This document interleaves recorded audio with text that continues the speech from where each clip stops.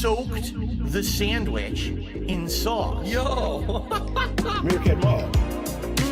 Yo! Juicy, tangy, moist, gourmet level burger. That's robust! Safe to swallow. Juicy, tangy, moist. Cheeseburger. Getting all over my face. Gourmet level burger. Tangy zip, whirl, moist. Burger. Yummy. And Robust! yo! I have gout. Gout is a disease that makes my acid levels much higher than most people's. And so if I eat certain foods, my acid level elevates, skyrockets, and then I get all giant swelling and incredible pain in my joints. So I'm gonna eat this burger live with you today and share what I think about it. I'm sure people are gonna be asking me questions about it. Yo! Juicy, tangy, moist, gourmet level, timed release of flavors. Burger. That's robust! Juicy, tangy, moist burger. Getting all over my face.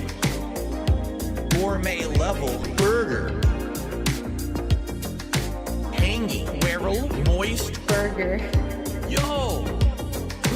Gout, gout, gout, gout, gout. Cheeseburger. My hand is completely covered in sauce.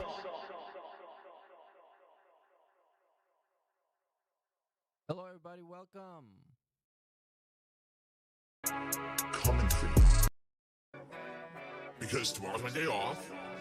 I got 2 big bills due this week. Everything all at once. Who? 2 big bills. Chill. Give her a pill. I got 2 big bills. The electric bill. I got 2 big bills. The internet bill. I'm reliant on chance to pay all my bills. I got 2 big bills. I got 2 big bills. We want people who are actually here to have a good time and chill. I got 2 big bills. I don't want to be Mr. Bills. When I pop tags, I feel so pain. I can feel bills coming off my face. A timed release of 2 big bills. This is the United States of Phil. Chill. Give her a pill. I got 2 big bills. The electric bill. I got 2 big bills. The internet bill. 2 big bills. Chill. Give her a pill. I got 2 big bills. The electric bill. I got 2 big bills. The internet bill. I got 2 big bills. I got 2 big bills. I got 2 big bills. I got 2 big bills, 2 big bills. Over-sexualize everything. 5 guys. Fuck my wife. Fuck my wife. 5 guys. Absolutely has sex with my wife. With my wife. With my wife. 5 guys. Sex with my wife. Oiled up like slippery. Oh my god. Oh my god. Sex with my wife. Tyrone. Kevin. Chilbury. 7. My wife is squirting everywhere. Oiled up sauce all over her ass. 5 guys. Absolutely has sex with my wife. With my wife. 5 guys. Sex with my wife. Meerkat Mall. Absolutely has sex with my wife. With my wife. Meerkat Mall. Sex with my wife. Oiled up slippery. Oh my god. Oh my god. Sex with my wife.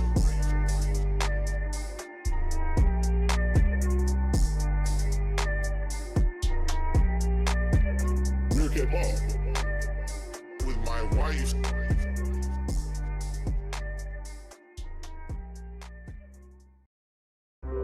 Hello, no one is available to take your call. Please leave a message after the tone. You don't just get to say and do whatever the fuck you want on this planet without consequence. You know, consequences have actions, pimp. So, it's this simple. Stop being a bitch. Let's do it. Oh. Pussy face goatee, you can't speak to me. Transplant hairline trip, you can't speak to me. My services cost 5 bands. Band. 5 bands.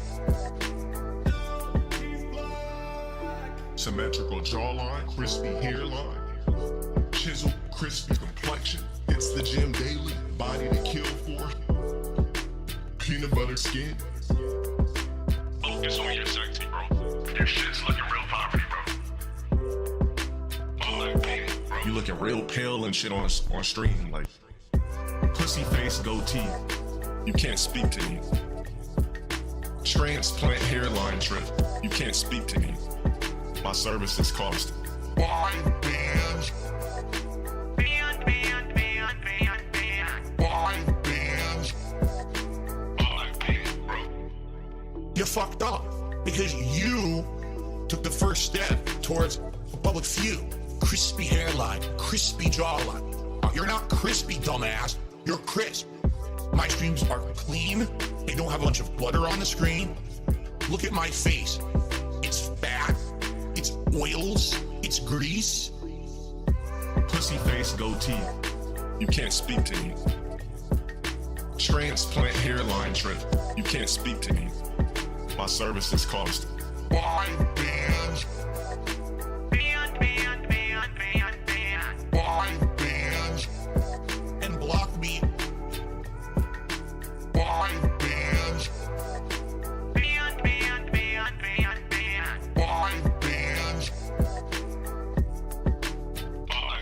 bro.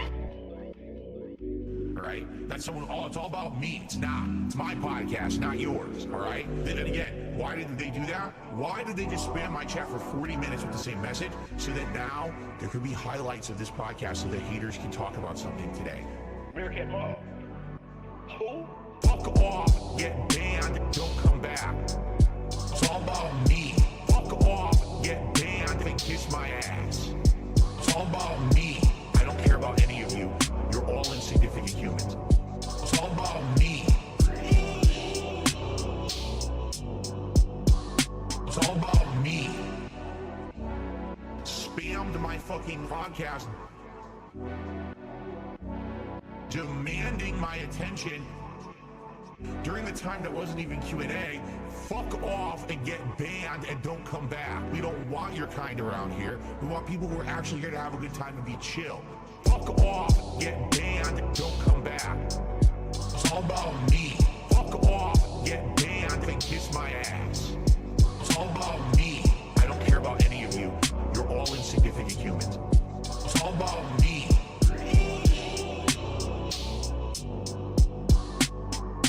Fuck off, get banned, don't come back. It's all about me. Fuck off, get banned and kiss my ass. It's all about me. I don't care about any of you. You're all insignificant humans. It's all about me. And a couple of my coworkers started calling me Sway. All right. Because when you stand, you can't stand. Let the theme song roll and we go live. Let's go. Kick isn't working today as it hasn't been for a long time, so not live on Kick today. Just YouTube and Twitch. Right. Correct. Sway. Back and forth. Sway. Back and forth. Back and forth. Bad pain in my back. Herniation of the disc. A stool for my shower. I'm just a boomer. I'm dazed. I'm confused. Huh? don't want to be Mr. Views. Every night, every day, sway. Right. Chill day, sway. Back and forth, sway. Back and forth. Trolls on the chat, in my back, sway. Back and forth, sway. Back and forth. Every night, every day, sway. Right. Chill day, sway. Back and forth. All right, welcome everybody. It's the Swaycast Christmas edition. I don't know if this counts as episode 100. I don't really care at this point. Fuck it. We're just doing a stream right now. As you can see, I got my prop. This is supposed to be the Christmas stream. I don't know how long I'm going to be wearing it for because it's super hot wearing this sweater and this hat. So, you guys, I might overheat. I need to get some cooling gel. So, hello. It's almost Christmas. It's almost Christmas. Today is the That Being Said Christmas special and, well, mine.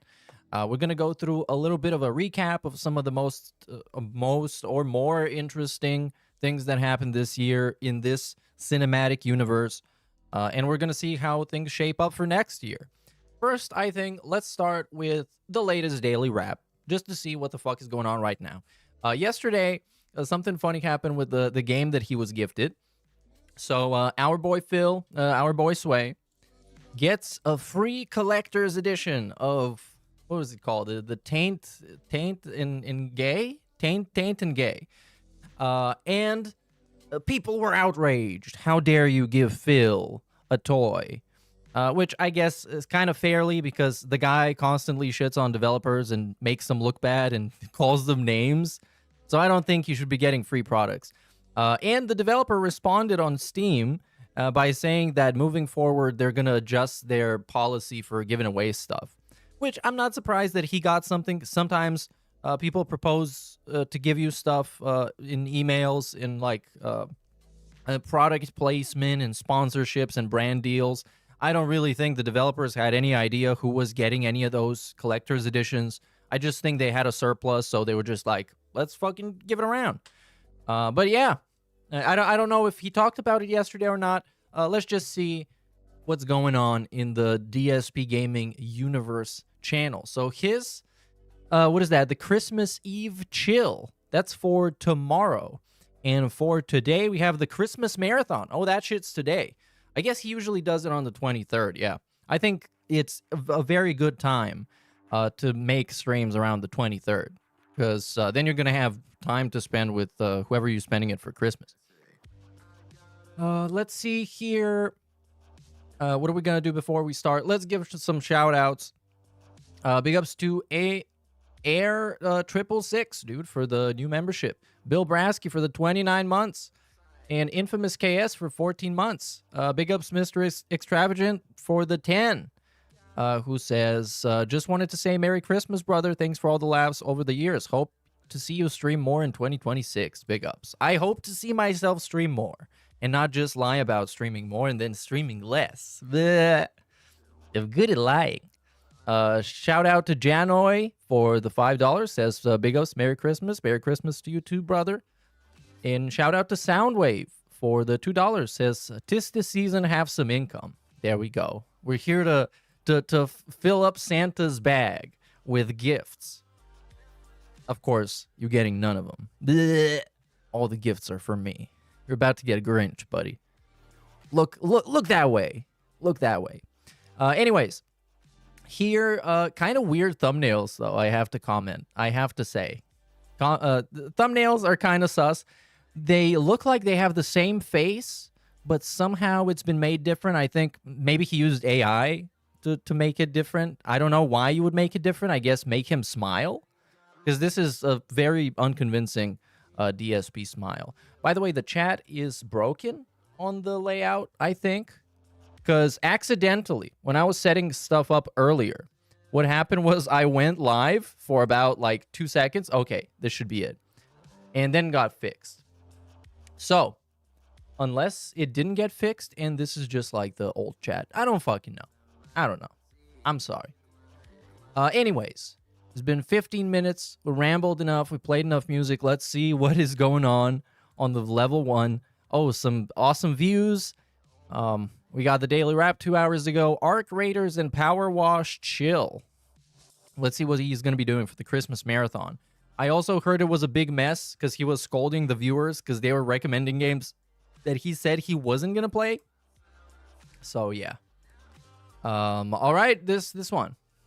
Good evening, everyone. DSP here. Welcome to the Daily Wrap for what was Monday, the 22nd of December, 2025. Oh, shit. No, I hate this. We got background music now. I forgot about this. I haven't watched more than a minute-long clip ever since he started using the background music because it's the fucking worst. It's so distracting. It is so not fit. The whatever he's talking about ever, is just so off-putting. It's crazy. I hate it. String of holiday-themed days here on the channel. And now what I have to do, and I need to turn off my background music that I think is very low and serves its purpose to listen to this guy's fucking background music that's way too high, and it sucks. It was, but at least he paid for the license, dude. Come on. Overall, a great day. Let's talk all about it. First off, today on the Level 1 podcast, we had one big thing to get done. Here's, by the way, a life hack. Here's what you do. If you want free royalty-free music forever with no licensing and no copyright, you go to looperman.com, and you find whatever melody you like, and then you find whatever drum beat you like, preferably in the same BPM, but that doesn't matter. And you just put it in Audacity or any other free audio editor. You just layer them, and you have a song. There you go. That is free, and it's yours. Or you can pay money, like DSP does, because he's great. Because he has too much. He's got too much money. He's not hoarding it. We had to solidify the games that we were interested in having me play during my Christmas marathon, which is tomorrow. So, we went through the list of games that had been nominated. Yeah, this is terrible, terrible and distracting. It's just some corporate background music that sucks ass. We saw the ones that got upvoted. And I'll be honest with you. It wasn't a great list. Basically, a lot of people had nominated things that we had already said would not be eligible. For example, long, lengthy RPGs, games I'd already played that we're not going to play again, mobile games, that kind of stuff, okay? But it's not even elevator music. I think elevator music is a lot better because it knows its purpose is to be in the background and remain unnoticeable. It's just there when nothing else is there and you have nothing else to listen to. And now, like, this guy is talking and the music is blaring over him and he doesn't even hear what type of music it is because the genres just change and it's just a mess. It's a complete mess. But of course, it's a DSP stream, which means is great and it costs a lot of money to achieve. By the end of the stream, we actually figured it out. Here are the games that we will likely be playing tomorrow, or at least a few of these at some point. Bramble the Mountain King. Epic. Sword, which I guess is a tech demo that a lot of people checked out this year. Ball X Pit. Plans for Ball X Pit? Is that how it's actually pronounced? I wouldn't be surprised if it was, but oh fuck, I spilled my coffee. Fuck. Shit. Fuck. Okay, I'll be back. Versus Zombies Replanted, which I believe is the HD version that came out earlier this year. Blasphemous 2 and Balatro.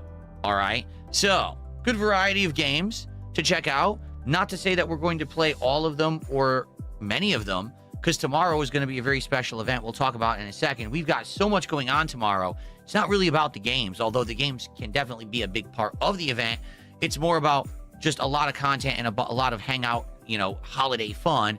So don't expect, oh, Phil's playing all of those games. It's not like that, okay? But we'll talk about it in a sec.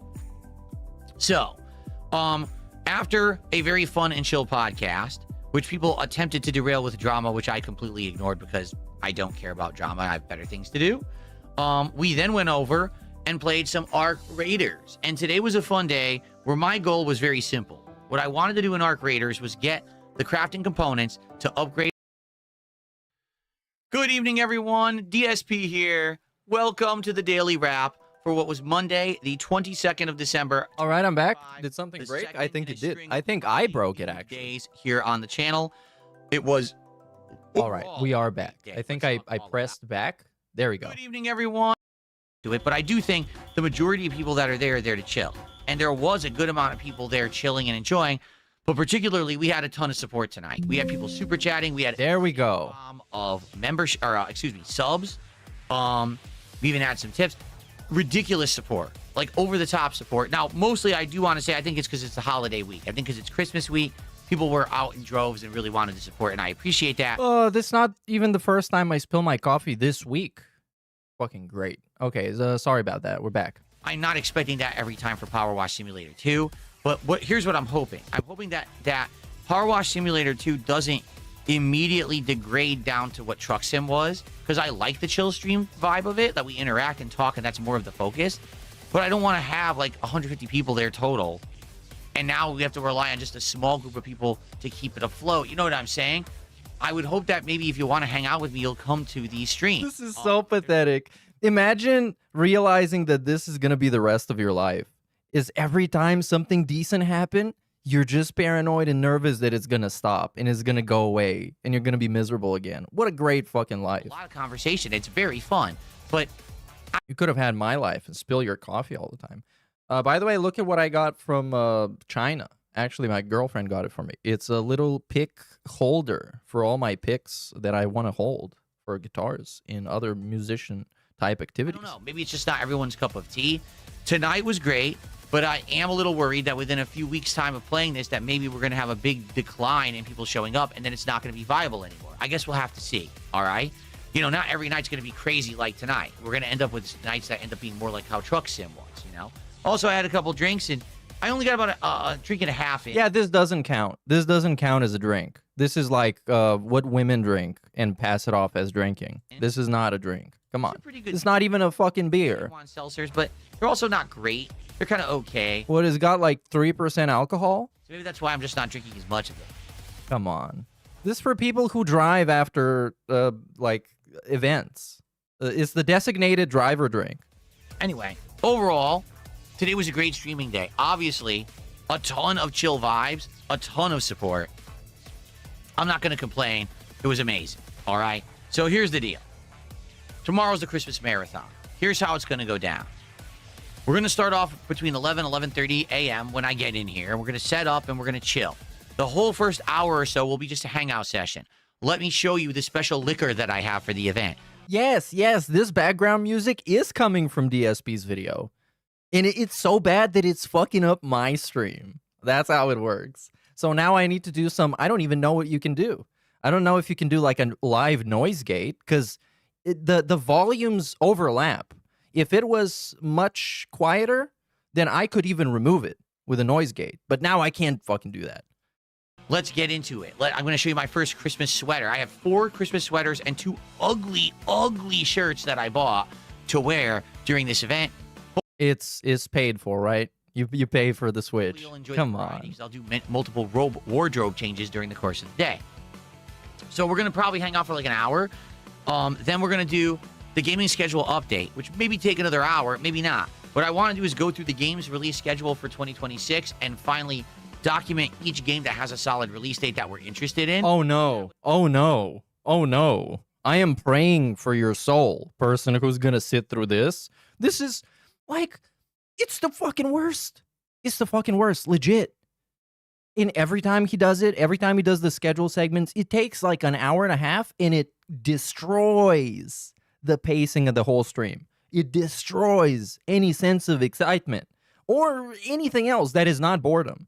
At least people have a general idea of each month what to expect. Not to say that that's necessarily 100% locked in stone, especially because now locked in stone. I tend more to play a new game here or there willy-nilly, but it's good to know what's coming, especially with AAA games and stuff. So we'll look at it together and we'll figure that out, and that'll be the first major segment. Then after that, we'll probably play some of the games that I mentioned. But at the same time, we're going to have... That's so great.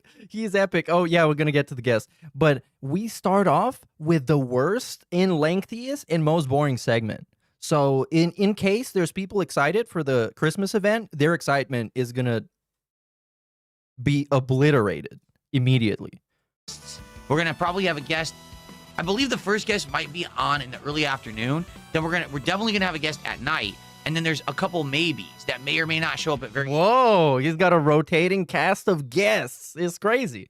I'm actually looking forward to seeing who they're gonna be and being disappointed. Who's gonna be I don't know, the dudes that he did Smart Guys with. Gay Hole, maybe Toothless, maybe another mod of his. I don't know. I don't think his mods would want to come on stream because it's gonna be fucking boring. Okay. So, first time ever I've had guests for my Christmas event. I'll be drinking. Hopefully, I'll be able to put it together and actually get the guests on and not flub the whole thing. Yeah, it is less depressing if you're not drinking alone. Seriously, like that would really suck if I have a guest on and the tech's all messed up because I'm woozy and I'm What? and I can't get it going. But you can't get it going sober. I hope with the new setup it'll work. I actually haven't even used any of this new equipment with Discord yet. Like Just check. what? I think it's fairly simple to get working. I don't think it's going to be like a huge deal or anything. I really don't know what he thinks is so complicated about it. Fingers crossed. So, anyway, I hope you'll be there tomorrow. So, there's going to be chill holiday vibes. There's going to be multiple outfit swaps. There's going to be booze. There's going to be gaming schedule update, gameplay of various games, and guests. And food, by the way. My wife and I are going to talk tonight. Oh, can I have some? It's going to be a great event. I love doing this event. Can I have some of that food, pal? Put it this way. If you can make it by for 5 minutes just to swing by and say, hi, Phil, happy holidays, Merry Christmas, I would love that. If you can come by and hang out all day, I would also love that. Yeah, just don't do it during the schedule segment because you're not going to last 5 minutes. If you could just come by and say, hey, I'm just here to say hello, and you take off, that's okay. If you can support, that's great too. Like, it's just about being here and being a part of kind of a community and just saying hi if you can. And I get it. Many of you are already into your holiday routines. You're going to be busy. The entire thing will be on demand after the fact. Likely, I'll make the entire stream as an archive first so you can watch the whole stream. And then I'll probably be recording all day. And after the fact, I'll split up parts so you can actually watch separate parts. Like maybe this is the segment of this particular game. This is the guest appearance of this particular guest. So you can watch those videos a la carte later, or you can watch the entirety of the stream in one go too if you want. So I'll probably provide. Why do we need this? Like, why do we need both options? Just leave the stream up and maybe make some quick timestamps for the separate segments, and that's it. That's literally it. And afterwards, if you want to delete the music from the beginning, like the first literal 30 minutes of music, you can just do that. All of that for you at the end of the day. All right? So it's going to be a great one. I cannot wait. I love my annual holiday marathon. It's always a great time. I hope that you'll make it if you can. It's always a great time, except that one time in 2017 when he cried. So let's have a quick flashback to back. I spilled my coffee again. I can't. Exact same way. I've learned nothing. I have learned nothing. Wasn't even much to.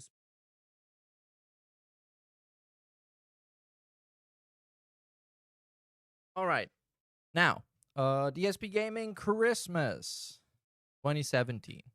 And there was also one Christmas where he ate. Yeah, this is it. This was it. The depressing Christmas. He even apologized. He had a public apology for his behavior and that he was too depressing to watch. Legit. So yeah, this was with a hat. A tax nightmare. Yeah. All right, ladies and gentlemen, welcome back to part 2 of my Christmas Day IRL event. What I'm IRL event? doing is basically recap But you're at home. the events of 2017 for you, so you You're not even outside. how my year went and how this was the most tumultuous year of my 35-year life.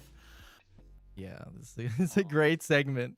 You wanna watch that. This is what you wanna watch. A guy with a Let's Get Lit hat who is super depressed on Christmas. That's his Christmas special, is being super depressed. And I want to say thank you to those who have cheered, subbed, and tipped. An update, we are now up to 322 subscribers, the most I've ever Oh, listen. comments. Hold on, listen to this. What was that? While this is happening, I start getting tweets, I start getting YouTube comments, and I start getting emails saying, Phil, your days are done. We know that you've been committing tax fraud, He did, actually. and we are going to get you. Ha ha. Factually, he did. So all this magically starts happening around the same time period. I think we're starting to see a pattern emerge. Okay. So, I'm like, Anyways, yeah, this was just some context. I think you are correct, person in chat that asked if this was the Christmas special where he ate like dry cereal. Yeah, it was a thing. And then he apologized afterwards. It was very sad. But thank God everything is now amazing and he loves life. So let's go through some moments that happened this year. Let's start with DSP deciding, making the difficult and taxing decision to become buff as hell, which obviously happened. So shout out to Mr. Boris Content for this video. What you're saying right now, that doesn't seem like the most healthy lifestyle. It doesn't seem like the most conducive, like... My personal life outside of these streams has nothing to do with you and is none of your business. So if I do exercise, which I do, you're not going to see it or hear it or know. You're not gonna see it or hear it. Remember? Turning my personal health into some kind of a silly gimmick. Because it's Not a gimmick. health should never be a silly gimmick. I think that that's ridiculous and quite unprofessional and quite unhealthy, quite frankly. And now we are back to flexing. Let's get some flexes. Yeah. That's insane. It's insane.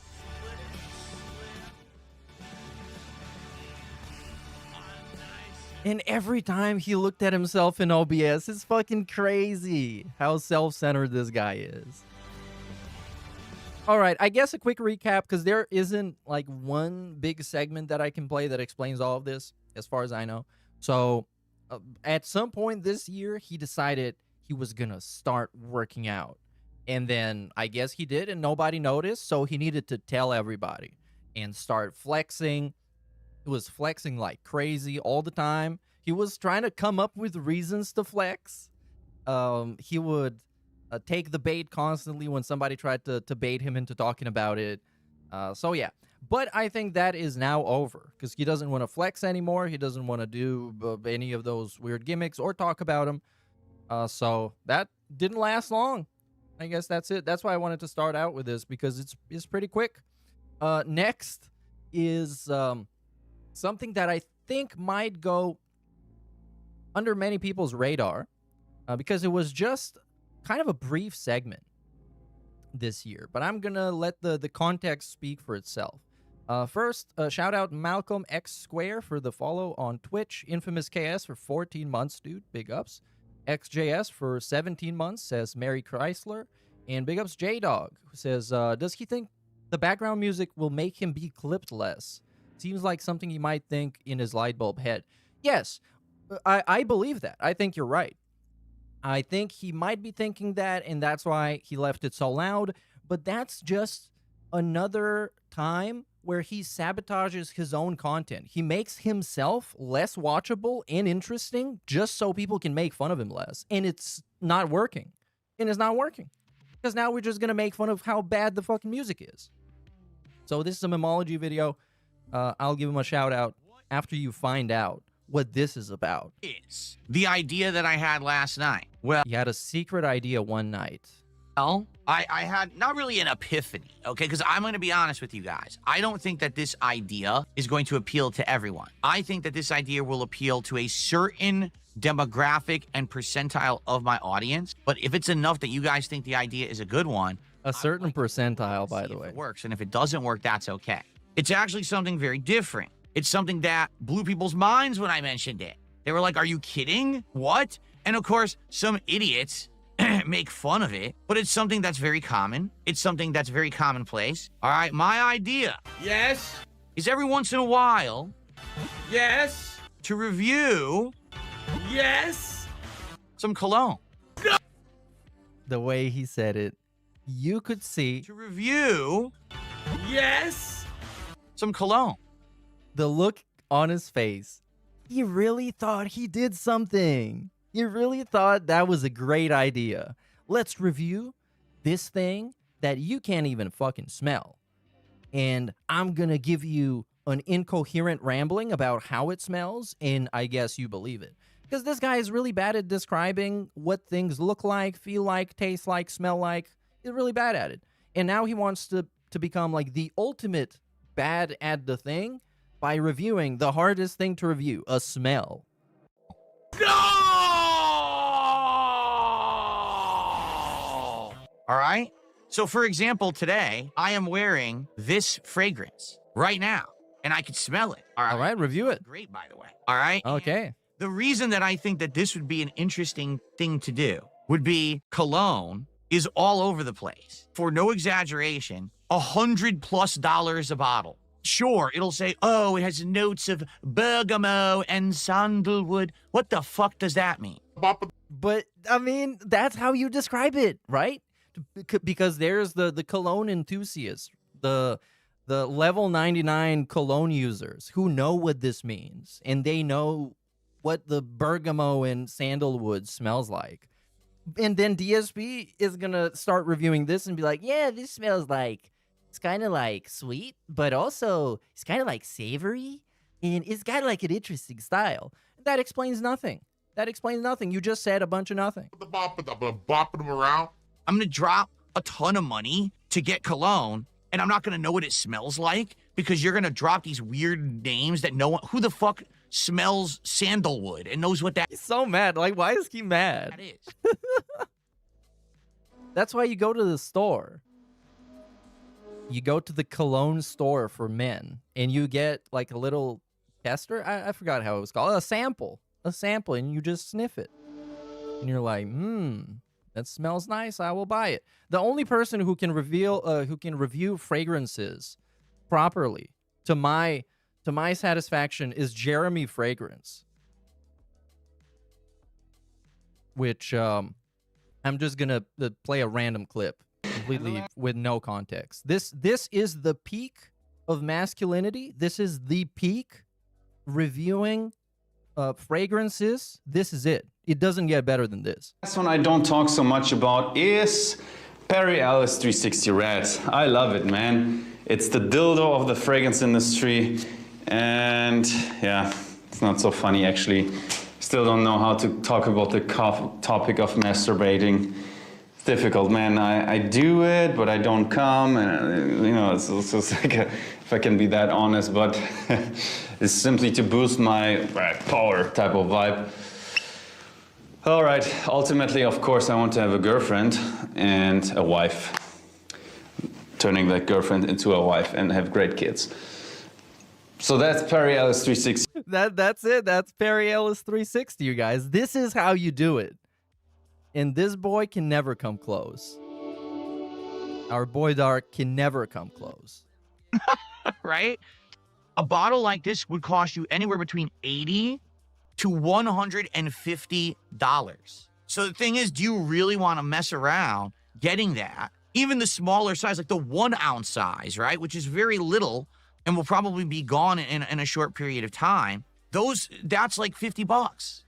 So it's incredibly expensive, right?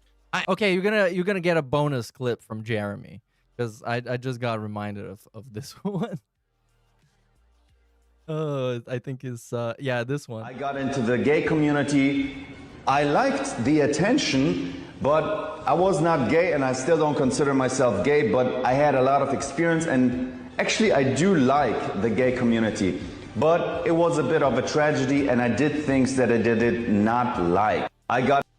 That's how DSP talks about hanging out with Kino Casino. Go watch a clip of him a couple of months ago. Like, yeah, they made me do things that I didn't want to do, and like at first I liked it, but then it was like too much, man. And the thing is, I actually now, in the last 6 to 8 months, as I changed my wardrobe and I was upgrading how I looked and everything. He was upgrading how he looked. Look at him. Look, he looks so upgraded. He could use some lip filler, though. I actually kind of maybe some Botox. Yeah, we can do some Botox on the snort sacks. Maybe microblading on the eyebrows. He can get some new lashes. Hair transplant, obviously. Can we just get a hair transplant to even out the hairline? Maybe we can get a goatee transplant. To cologne a bit. And so I have actually a good selection of colognes that I use regularly.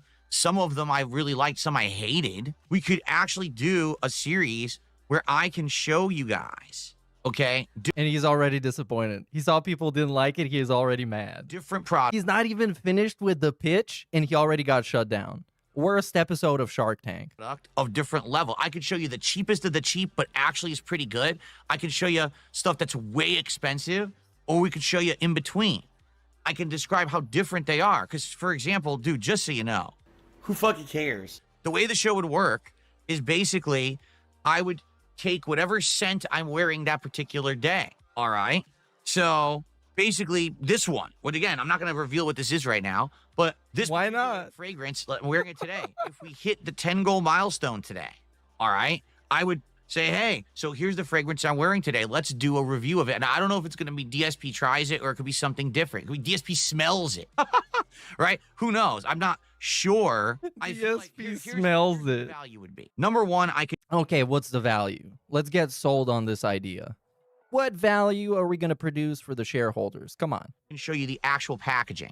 This is what it looks like, because you might not realize this. The packaging is a big part of not only the marketing, but the price. Some of these colognes have fancy-ass bottles, and then they charge you more for the bottle, which makes no sense. The low-end colognes that smell great usually don't have good-looking bottles, but it doesn't mean that they're not good. I can show you the bottle and the design. I can describe what it smells like, because it's going to be a big deal about what you want. And then some of the other stuff, how long does it last? So, again, the reason I came up with this idea is because number What is this super chat, bro? What the fuck? Your predominantly male audience would prefer if you describe the smell of cats' farts rather than cologne that we can't afford. Cologne that we can't afford? Bro, people give this guy thousands of dollars. You can definitely afford to smell good. one, you guys have been complaining enough with the fast food, do something different. So I'm trying to think of things I would like. I could try product, but what product do I actually have some experience in now that I would kind of be able to give a valid opinion? This is something that I actually have some experience in now. All right. I don't know, like microtransactions, tax fraud. Now, you might say it's the worst idea ever. Some people in chat are saying that. Like I said, I think this will only apply to people who are interested in cologne. That's not going to be everyone. It's literally zero. You know, I do have a predominantly male audience, but not everyone wears it. So you might say, well, immediately. But you can make them wear it. You can spark an interest in fragrances in those people that smell like farts and sit around all day watching DSP. You're cutting out a big portion. You're right. But every time that I ask for ideas, this is what I get hit with. Oh, do something giant and absolutely ridiculous that, you know, I don't have time for. I'm already doing 5 to 6 days of full-time streaming a week. I'm already juggling a ridiculous amount of games. I'm already doing other projects. You guys keep saying, you're going to play this one, you're going to play this one. When are you bringing back DSP Throwback Retro Nights when? Is Lego's coming back? I'm only one guy. But why didn't I do a vlog on that? You see what I mean? I don't have any time for anything. I wish I... Yeah, that's why this segment could have been 2 minutes long instead of 21 minutes long. Because you're just one guy and you got to do a bunch of other stuff. But no, please tell me. One person today would have filmed Please tell me more. entertaining vlogs for you. Outside of the realm of what I'm doing. Already I'm being pulled in so many directions, you understand? So I hope you get that. All these ridiculous things that people tell me not to do or tell me to do, I can't do. Not going to go on a trip. Not going to spend 4 hours cooking in my kitchen for something. 4 hours? You know what I mean? What is he going to cook for 4 hours? If it's or even like more than an hour. Terribly dead idea, then I won't do it. But maybe it's something worth just trying once, right? Just try it once and see how it works. If you guys like it or not, it ends up being something entertaining or not, or informative, because it might not be fully entertaining, but it could be very informative. Oh, yes. I can imagine it. Well, this one, it smells kind of like flour, like a flowery. It says here it's I don't know. It's like it has rose oil in it. I guess it does, but it doesn't smell like oil. They lied about it in the packaging. You fucking idiots. Some idiot actually just said nothing you do in the room is interesting. Then get Oh my god. my stream. He killed him. Everything I've ever done is in this room. Why are you watching my stream that's broadcast from the room? Goodbye. Yep, I'm toxic. No. Why would you take the bait like this? It's so lazy. I'm not going to mix colognes together. That's not the idea. The idea is when you're spending money on a cologne, it should be good of its own merits, not that you have to mix 2 or 3 together to get a good scent out of them. So, And you already lost the people that were enthusiasts in colognes. You already lost them because you just shit on this idea. And this is what enthusiasts do. It's like with the vapes. Like when they have like a huge hardcore vape that is like this big and they fill it up with 15 different things, That's what that thing. That's what they do. Immediately, Lamont, I think you should adapt your content and socialize with other streamers. What does that have to do as a goal reward for hitting milestones? So your opinion is don't do a Cologne DSP tries as a reward. Instead, change all your content and socialize with other streamers. That's not even what we're talking about. Do you see my point? Everyone who wants to always shoot down an idea literally has no other fucking ideas. They have no ideas. Like any of Which ironically is DSP. Like, especially looking at the DMs with Kino Casino, he only wanted to go with his ideas and ideas that would instantly benefit only him. your ideas, but I also don't have any good ones of my own. So what use is your feedback then? Right? What was the point of saying it was a bad idea if your idea has nothing to do with what we're even talking about? We're not talking about me changing my content and branching out. He's so mad. Over with other content creators. We're talking about what could be a milestone reward for hitting goals of support. Jesus. It's I swear, like, talking to these people, it's like, hello, Wall. Wall, can we talk about milestone rewards today? Oh, look, the wall didn't answer me, but my voice at least bounced off the wall back, so it kind of felt like it knew what I was talking about. You see? But that's the same thing that he does with chat. Because essentially it's a game of telephone. He tells them that they are in love with him and they support him and that they love everything they do, and they repeat that back to him. He's essentially talking to himself. What benefit do my viewers get from a cologne review? Yeah. Well, if you're interested in body fragrances like colognes, Okay. How would I know DSP's review is accurate? Because he has no experience. Like, would DSP watch a game review from Jeremy Fragrance? A guy who doesn't play video games and doesn't care about them? Would he watch it? Or would he instantly say, you know nothing about video games. Don't stick to what you do. and flush down at once. King Ferbs, I don't have fight sticks. He says, I'd rather have you review fight sticks. Do I think he's ever going to play Tainted Grail again? And will his opinion of the game suddenly shift if he does? He's seething. I think he's perfectly chill with it because the developers essentially didn't say anything. They made like a generic brand statement for the future, and he still gets to keep his game, and that's pretty much it. He's not really affected in any kind of way in the situation. You have knowledge of. I don't have fight sticks. He got his toy for free. I use one fight stick. And yeah, he's going to play it again and probably drop it at some point when he gets bored of it because there's no stakes associated with it. He got it for free, doesn't care about it. That's it. Again. Fucking again. This moves don't fuck different on you is if you actually don't wash. All right? That's true. If you don't shower and you stink like ass and you spray cologne on your body, it'll smell different combined with your own natural musk. Most people shouldn't be stinking constantly. Just wash your fucking body. Oh my God, what a fucking idiot. What's the difference between Eau de Toilette and Eau de Parfum? I actually have it in my phone right here, actually. You? Thinking about it. Because I researched Eau de I Parfum? literally researched. He researched Eau de Parfum, bro. He did it. Be kidding me. And also Eau the Toilet. Hell yeah. You gotta be kidding. Well, let's see what you guys think. I knew no matter what, people were going to make fun of it Eau the because they're Parfum. pieces of shit on the internet. They're and I don't pieces care of about you shit. because you're worthless humans if you're just going to sit here and make fun. But that's like, you just tried to pitch this idea to those same people. Like, you did this yourself. If you're actually going to be like, oh, well, I don't like the idea, but here's why, and there's, constructive criticism behind it. Or Well, you know nothing about fragrances, and you look like you smell like shit, and you carry yourself very poorly to the point where you didn't care as a middle-aged man about how you look on camera all day until another middle-aged man made fun of you. So yes, I don't trust you with taking care of yourself or promoting self-care because you just don't do it. you have a better suggestion, that's different. But most people on the internet just shoot down any idea I have. All right? And I don't appreciate that because it's just a waste of my time. All right? In particular, I don't know why you guys, okay, why are you laughing? Oh yeah, it's the same thing. It's the same energy, indeed. My ass off, laughing out loud. Why are you laughing? I'm just gonna stop the fucking stream right now. What are you laughing at? Let's hear what's so hilarious. I'm being honest with you guys. And people want to say, oh, I'm laughing my ass off. What's so fucking funny? I would like an answer. Because if you think that me being honest with you is funny, that's fucked up. What's wrong with you? Go to your kitchen and cook for 3 hours. He was in the context of the clip was him begging for money, by the way. He was begging for money, talking about how broke he was.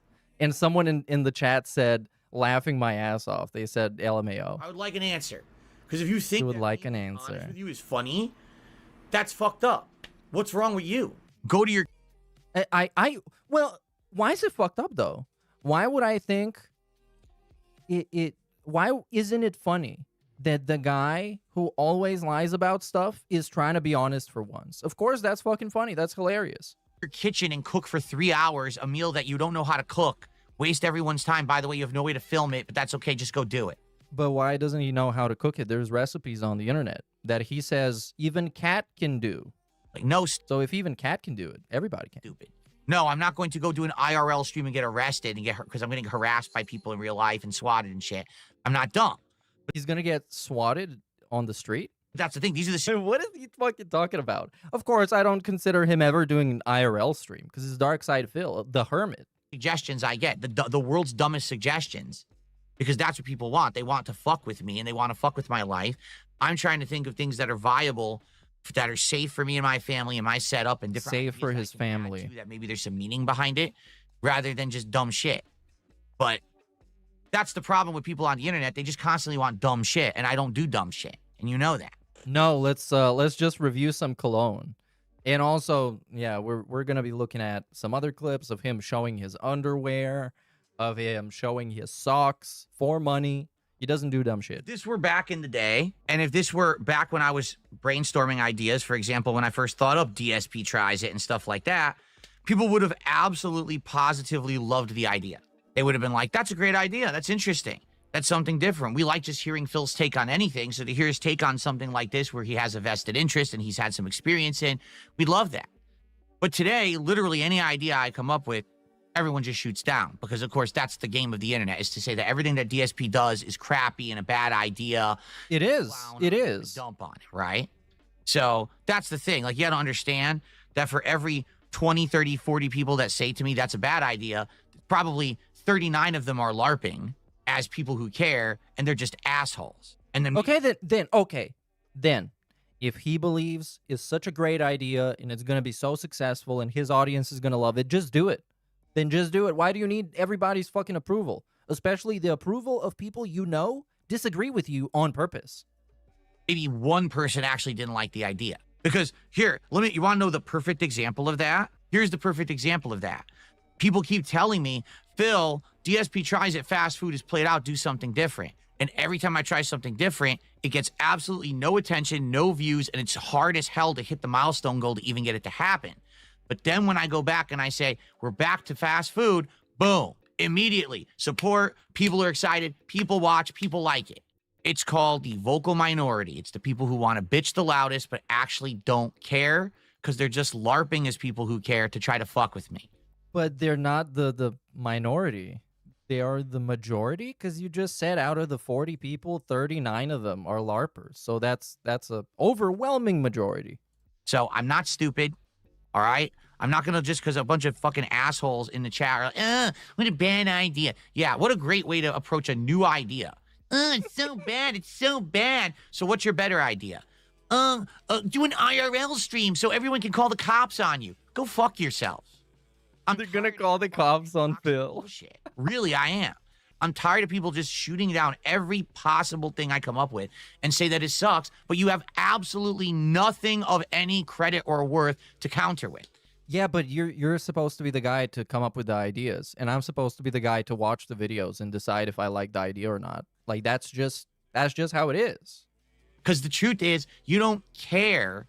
And also, the same thing happened with the suggestion box last year when he had a suggestion box in his community posts, and not every day, but every other day, he would go through the suggestions and he will shoot them down one by one in the exact same way people shot down his idea right now. So I guess you just deserve that, DSP.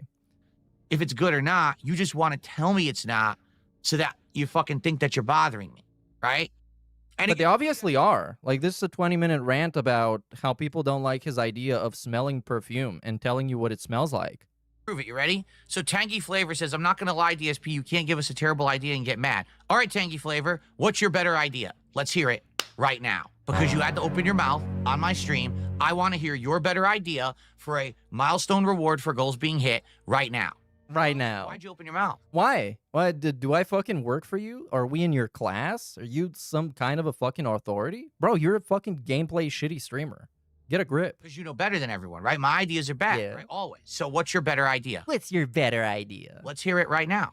Why am I The guy probably left, bro. What? The guy's probably gone by now. sick? Install a Linux distro from scratch. Great idea. Great idea. It's also very easy. You're a sad, sad man. So enough with your LARPing. You're not actually concerned. You don't actually know better. You're just an idiot who, again, see, we got Phil to say he doesn't want to do THC. He's so mad. That's insane. What? He doesn't want to do THC? With 14,000 random facts to make him look like an uneducated asshole. No, stupid. You're the asshole. You always were and you always will be. He would be the worst pothead, by the way. He would be the paranoid, nervous type. No one cares. He would think people are gang stalking him. I have the right to determine what goes in and out of my body. You don't have. You would think the dealer is a detractor that spiked the weed. It's laced weed. They laced it with Fent. And you show up one day to his stream and he's just like sitting there like this. It's super chill. This is the chillest you've ever seen him. Any case or logic against me, you're just stupid. Yeah, that's when he doesn't care. All right. By the way, for the record, I'm not even kidding you. 1, 2, 3, 4, 5, 6, 7 different $1 tips. I'm not reading any of them. I'm tired of you, again, LARPers, pretending like you're positive supporters, coming in and doing dollar tip, and wasting my time. I'm not reading 1,000 $1 tips this morning. So instead, I'm just going to say thanks. Camera add fell. the total and delete them. If you want me to actually spend I'm not dealing with the camera. That's it. With no camera for the rest of the stream. go higher than $1, because you're wasting my time at this point. A scam artist, a thief, a scumbag. That is so, again, it's so false. It's such a ridiculous misconception. All right, allow me to end this nonsense right now. All right? Seriously, allow me to end this nonsense right now. 2 ideas. Idea number 1, I do an episode where I review this cologne. I review the appearance, the scent, the strength, the pricing, the branding. It's a 20-minute show where I review this cologne. Instance number 2, I do a sweepstakes and I give away this bottle of cologne to one person. What is more beneficial to a viewing audience on the internet? Me actually doing an entire review of this cologne, including all of that information that everyone can watch and digest and enjoy or choose to skip if they don't care about cologne, or me doing a sweepstakes where literally one person gets this bottle of cologne. When you think about it logically, okay, the answer is clear. Doing the review show is more beneficial to a viewing audience and to a wider group of people than just giving away the item. The problem is people get caught up in sweepstakes culture and hype and Sweepstakes culture. oh, wait, I have a chance? I have a chance to win a bottle of cologne? Wow, it's like a 1 in 10,000, 20,000, 50,000 chance, but I have a chance? Versus, oh, a actual guaranteed piece of content you can enjoy. Nope. But you can't see past the sweepstakes aspect of it, the giveaway aspect of it. Ooh. There's entire... Bro, he hates his audience so much. It's crazy. It's crazy. Because most YouTubers that are around for like 15 plus years and start hating their audience, they just fucking leave. Or they crash out and leave. business But this guy, of course, he can't afford it. is based around... He's going to be taking dollar tips and gifted memberships from Jade until the day he dies, which is awesome. It's a Christmas miracle. Of just milking people who are gullible for sweepstakes. Don't you get that? And I'm not, this is just an example because someone had said, why don't you do a giveaway instead of a review video? How is DSP Tries It, right, better than you doing a sweepstakes? Because a sweepstakes only benefits one person, while thousands of people can watch DSP Tries It and enjoy it. That's why. Now, it may not be your personal thing. What if you don't like the food I'm reviewing? Well, then it's not for you. But then again, you probably didn't want the giveaway for the food either, did you? All right. Yavanna, I've had enough. They said, I wouldn't apply to win the cologne, but I'd rather see one person win a bottle of cologne than see you review it. Yavanna, I really have to be transparent with you, right? Let's be transparent. Oh, this is gonna be insane. I have no idea what he says, but this is gonna be crazy. He's gonna call him. Okay, let's try to predict. Dunce. Okay, I'm cashing in. I'm all in on Dunce. Right now, all right, you ready for this? You're a dunce. Whoa! I guarantee you, I promise you, I swear I haven't seen this in advance since the time it happened. I don't know. I deserve $1 million for this. I should have gambled all my savings. What else to say? On what DSP is gonna say. Smart. Yeah, we should open a poly market for DSP. That's how we're gonna make so much money. We're gonna make a poly market predictions. Like, is DSP gonna hit the tips goal today? And then like 1 million people are gonna bet their whole livelihoods. And then me on a sock, I'm gonna hit the tips goal myself. And this is how we win money. This is the rug pull version of DSP. And when you just said that, I got it figured out, you guys. Hit me up. That's the dumbest thing I've ever fucking heard in my life. You would rather see something that would only benefit one person in a very limited way happen than something that could benefit a larger group of people. But what's the benefit? Knowing what something smells like according to Darkside Phil, who has notoriously bad taste in clothing, in appearance. I don't know. I don't think that's any kind of a benefit. I think the benefit is that Duty can make a bunch of videos and Memology can make a bunch of videos and I can watch them and make fun of how stupid he is reviewing perfume. So you just type, I am stupid. Enter. No, but you see, and there you go. Usagi Jojo says, well, it could cause audience growth and lead to an increase in revenue. But it doesn't benefit anyone. Don't you get it? It literally doesn't benefit anyone. It's called exploitation. Don't you get it? What are we exploiting? I want to give you a reward that can benefit a whole bunch of people. How? That people can actually get value out of because they can get an education. They can turn that into an informed purchasing decision or the decision to not purchase something. As opposed to, oh, one person gets a freebie, which is exploitative. Huh? Because it's the sweepstakes aspect. Chance to win, chance to win, chance to win. You don't even know if anyone does win. This is hilarious. Why are you crashing out? You don't even understand what that term fucking means. What does it mean? You don't. You don't get it. What does it mean, Phil? Tell me. In modern slang means experiencing a sudden, intense, emotional outburst or acting impulsively and without regard for consequences, often due to anger or frustration. I remember originally when the term started being used, it referred to situations like this that ended fatally. So when somebody crashed out, it was like a cataclysmic event. It was a fatal event for them. Just because I'm dark But now crashing out is pretty much somebody ranting or losing his shit. side Phil doesn't mean I get to ignore fucking facts that the characters in this game are going through what I go through on a daily fucking basis. Shut the fuck up. You have no clue what crashing out means. You don't. If someone speaks logic to you and you're actually so ignorant you don't understand logic, and then they tell you, well, that's your fault, that's not crashing out. You understand? Like, I think people are so used to getting their asses fucking kissed constantly on the internet. Totally not DSP. They don't even understand what it means. Crashing out means that you're literally like completely exploding, giving up. It's a disaster. None of that is happening. But it is a disaster. Anything that I've said on today's podcast is crashing out. That's because you don't get it, because you don't have self-awareness. You don't have the level of intelligence to even understand that a giveaway of this is worthless. Reviewing this is infinitely more interesting. Why don't you just do both? Like, review it and then give it away. Huh? Again, this is just semantics. It doesn't have to be about cologne. It could be anything. Me sitting here and reviewing the Popeyes pickle meal is way more valuable to the masses and to an audience of content that I create, you know? That's it. It's an insane statement. Hold on. We need the transcript. That's... Then wow. More valuable to the masses. Me sitting here and reviewing the Popeyes pickle meal is way more valuable to the masses and to an audience of content that I create. Hell yeah, dude. Hell yeah. The pickle meal is meaningful to me. Masses into an audience of content that I create, you know, than me giving away a pickle meal to one person on the internet. But the fact that you don't understand that is just like, I can't make you be smart. All right. Well, let's end the show. This show has gone nowhere. I hope that some people will give me actual honest feedback. And if the feedback is, you know, I just don't think that you doing something with that, like the cologne thing, would work. I appreciate the feedback, the truthful feedback.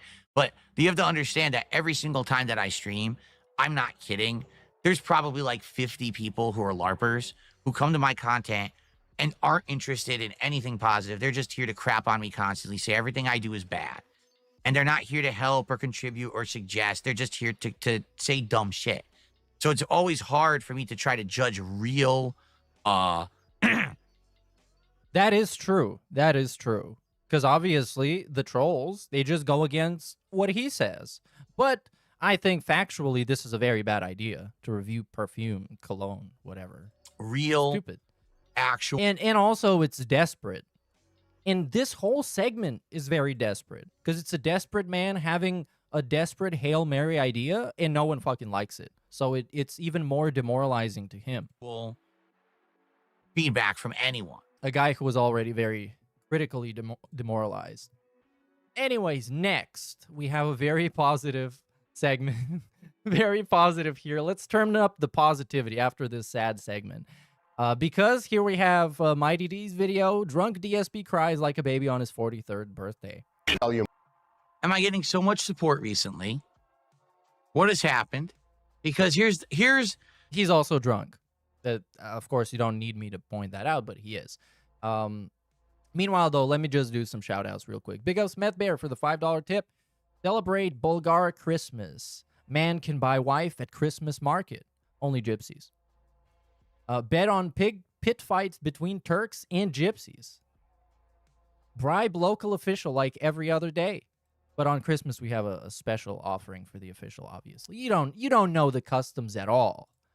Make offering to Tangra to protect against Macedonian invasion next year. Macedonians, they don't have the balls to invade anything. We got them wrapped up. Well, I'm pulling up a deodorant, and all the Macedonians are just running back home. That's it. They hate it. Big up Zitro for this 36 months, dude. We're LARPing, sad sags, but at least we're all boyfriends. Well, you can't have complete happiness. It doesn't exist. Unless you're DSP, in which case you do. You've got it all. And big ups Linny for the $20 tip. Put this towards the camera goal. Let's go. Big ups, dude. Right now, I was using my backup phone as a camera because it's just better quality, but it fell off the tripod, so I'm just not bothering with it. the thing. For many years, Can't be bothered. I struggled. I made an active choice to cross over with Kino Casino. I made the choice. Not them. I did. I stuck my foot out. I was the one who activated it, and it worked. He activated it. Money at him like crazy, and then finally, like a scam artist, he danced around stream like a preacher, and hallelujah, the money's coming in, hallelujah. Okay? It worked. And I knew it was coming. I knew, Phil, you did it. You got the short-term support. It's going to end. At least you had a means to an end. And knowing that I was kind of making a deal with the devil. Fucking devil. What is this kind of cope? Like, yeah, I knew it was going to end, but at least I exploited him for a short-term benefit. What a great guy. What a nice guy. What an awesome person to admit this on his birthday. Yeah, man, well, I did use those guys. I initiated it, and I used them to make short-term money, knowing that they're going to betray me and shit on me and humiliate me, but it doesn't matter, because money is the ultimate god. You did it. You got the short-term support. It's going to end. At least you had a means to an end. And knowing that I was kind of making a deal with the devil. Fucking devil. It's the Necronomicon, it's Mortis, Which is exactly what I did. And then I stepped out of it when I felt that was the time to do it, right? And a lot of people gave me so much shit during that time period saying you did the wrong thing. You know, I think I have the ultimate debunk of DSP's happiness. Because if he was truly happy, he wouldn't be like this when he was drunk.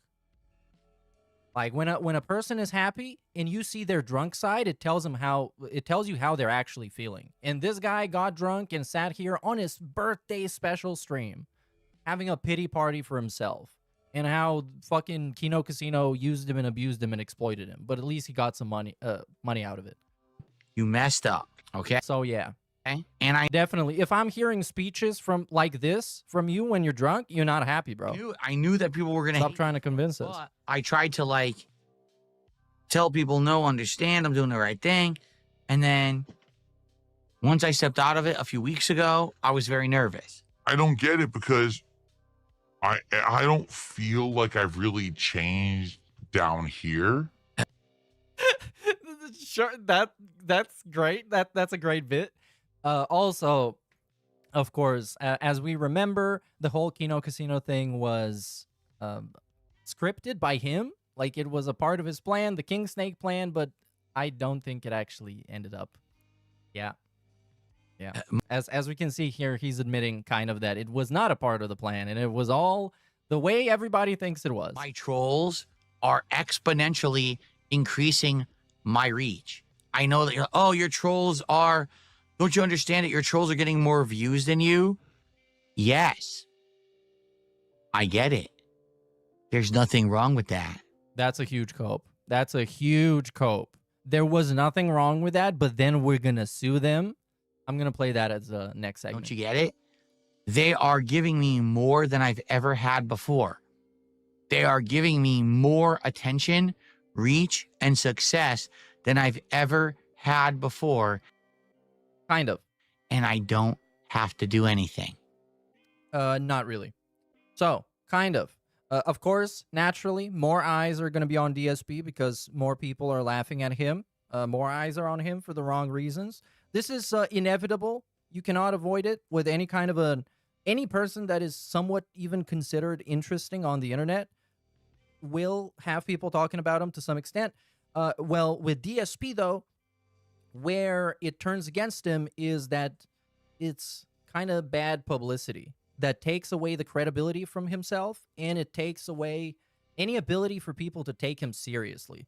And I know people say there's no bad press, there's no bad advertisement, and in part, they are correct. But this guy is desperate for people to take him seriously, and his trolls for the last 15 plus years have made sure that this will never happen. It's like I've said all along. And of course, well, ultimately, he made sure that will never happen.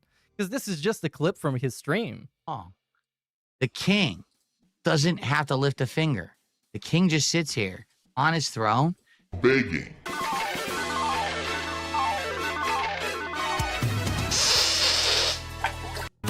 I'm done. I can't drink anymore tonight. I had too much. Shout out to your wife. I don't think she gets enough credit for helping you behind the scenes. She does not.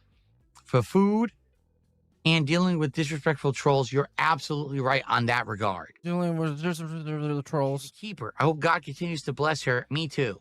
My wife is an angel. My wife is my saving grace. Well, not yet. But I don't know, like at this point, I still don't know, is he religious or is he not? Because for him, it's like a switch, depending on how you feel. If you feel miserable, if you haven't paid your taxes, you get on your knees and you start praying. But if the goal is hit, you're not religious anymore. We don't need that guy. We don't need that sort of divine intervention. We only need it around tax season and when the wife is sick. My wife is the reason why I'm so happy. These are tears of joy, by the way. Not to be mistaken for other kind of tears. And now, of course, I'm getting emotional, but... Did you see how angry I was before I met Kat? Yeah, sure. Did you meet Kat yesterday? Did you meet Kat 8 months after this clip came out? You saw how angry I was, right? You saw how angry I was. And now I'm just sad. There's no point in anger, Phil. No point in anger.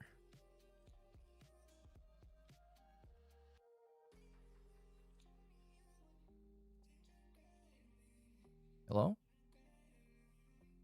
Can we get a whimper at least? Just silent crying. Crying off camera. Before her was another life. Everything since I met her has been the best life. The best life. And I wish that for all of you. No, come on. I really do. That's why I think that so many people out there are in pain and are hateful and hate others and think it's okay to step. They don't have a wife. I gotta step on others. But Phil has to step on others. He just admitted in the start of this very clip that he used Kino Casino to step on people like Review Tech USA, Ethan Ralph, then turn around and be buddy-buddy with Ralph.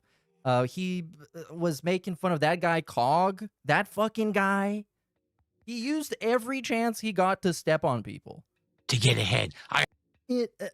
Additionally, not only did he do that, but he had his ultimate idea was to have a show dedicated on him stepping on people who stepped on him like 10 years ago. He wanted to make a stream dissing Pro Jared, who dissed him in like 2017 or even earlier. I gotta hurt others to get ahead because you're not happy. Safe.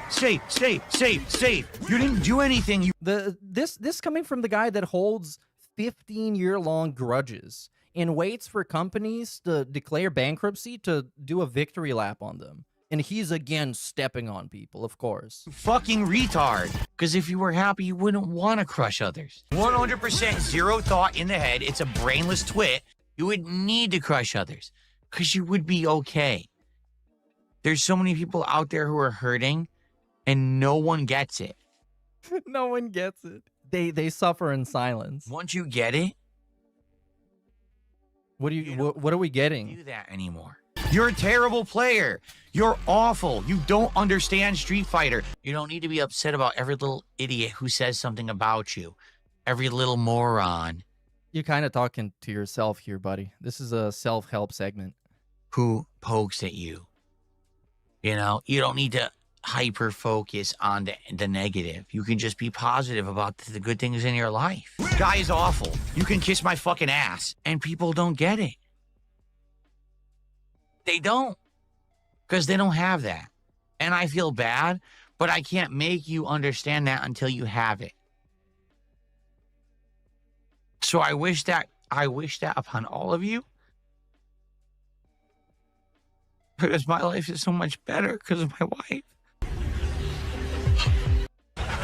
And I feel bad that so many people don't have that. Well, give me your wife then. Ship me your wife in a shipping container all the way to Europe so I can have her. And I can experience that happiness. And I promise I'm going to delete the channel as soon as Cat arrives in the mail. And they just stand there and they're so upset about everything. You didn't do anything. What are we even talking about? You fucking... The trolls. This is just the trolls in general. Big ups Brad Burney in 21 months, dude. Merry Christmas to all human and meerkat beings. Thanks, dude. I hope you're doing well. I wasn't sure if you were joking about your health situation at first, but I'm pretty sure you were serious, so I hope you're doing well now. Have a great time in the Christmas season, the season of giving. Make sure to give a lot of stuff and take even more. Because the season of giving is all about receiving. Retard. Every little fucking thing. Who cares? Who cares that Ethan Ralph lives in a shack in Mexico? What the fuck? Who cares about Cog? You though, you did. When you wanted to profit, you cared. You cared about Cog. You didn't give a shit about the guy. You didn't even know it existed. The moment you saw the syrup, you tasted the syrup, you smelled the syrup, you loved him. Who doesn't have a toilet that flushes, right? What the shit? Who cares about this guy that said this or this guy that said that? Who cares about this guy that makes crap content? Who gives a fuck about any of it? Why would you care? Don't you have something better to do? Don't you have something you actually like? Because you know you don't like that. So why would that be what you're doing with your life? I don't get it. I don't understand it. You don't have to, I understand, you don't have to like what I'm saying. You have to say, I get it. Why would I focus on that? What is wrong with me? Bro, let's be honest. Let's be honest. Darkside Phil doesn't give a rat's ass about any of those people. Matter of fact, I staunchly believe that any person that shits on him, he wishes nothing but bad things to happen to them because they are bad, because they shit on him. So this, like, trying to pretend like you're the fucking detractor therapist and give them advice and pretend like you're doing it in good faith, no, buddy. At best, is because you just want them to go away and not torment you anymore, so you can brainwash your little dents in peace. Come on. And I'm happy now, and I don't need to anymore. Ever again. I don't have to listen to any of this nonsense from the drama sector, whatever it's called. I can just be me. Today I played games. I ate food for my wife. I made an insane amount of money. Why would I be sad? But why are you crying? I'd be retarded to be sad with what just happened today. You know? Like, oh, let me now go crap on some people. No, I'm not going to do that. I don't need to. Thank you, Jalen. I think I called that out, but I don't know if I did. At this point, I can barely see straight.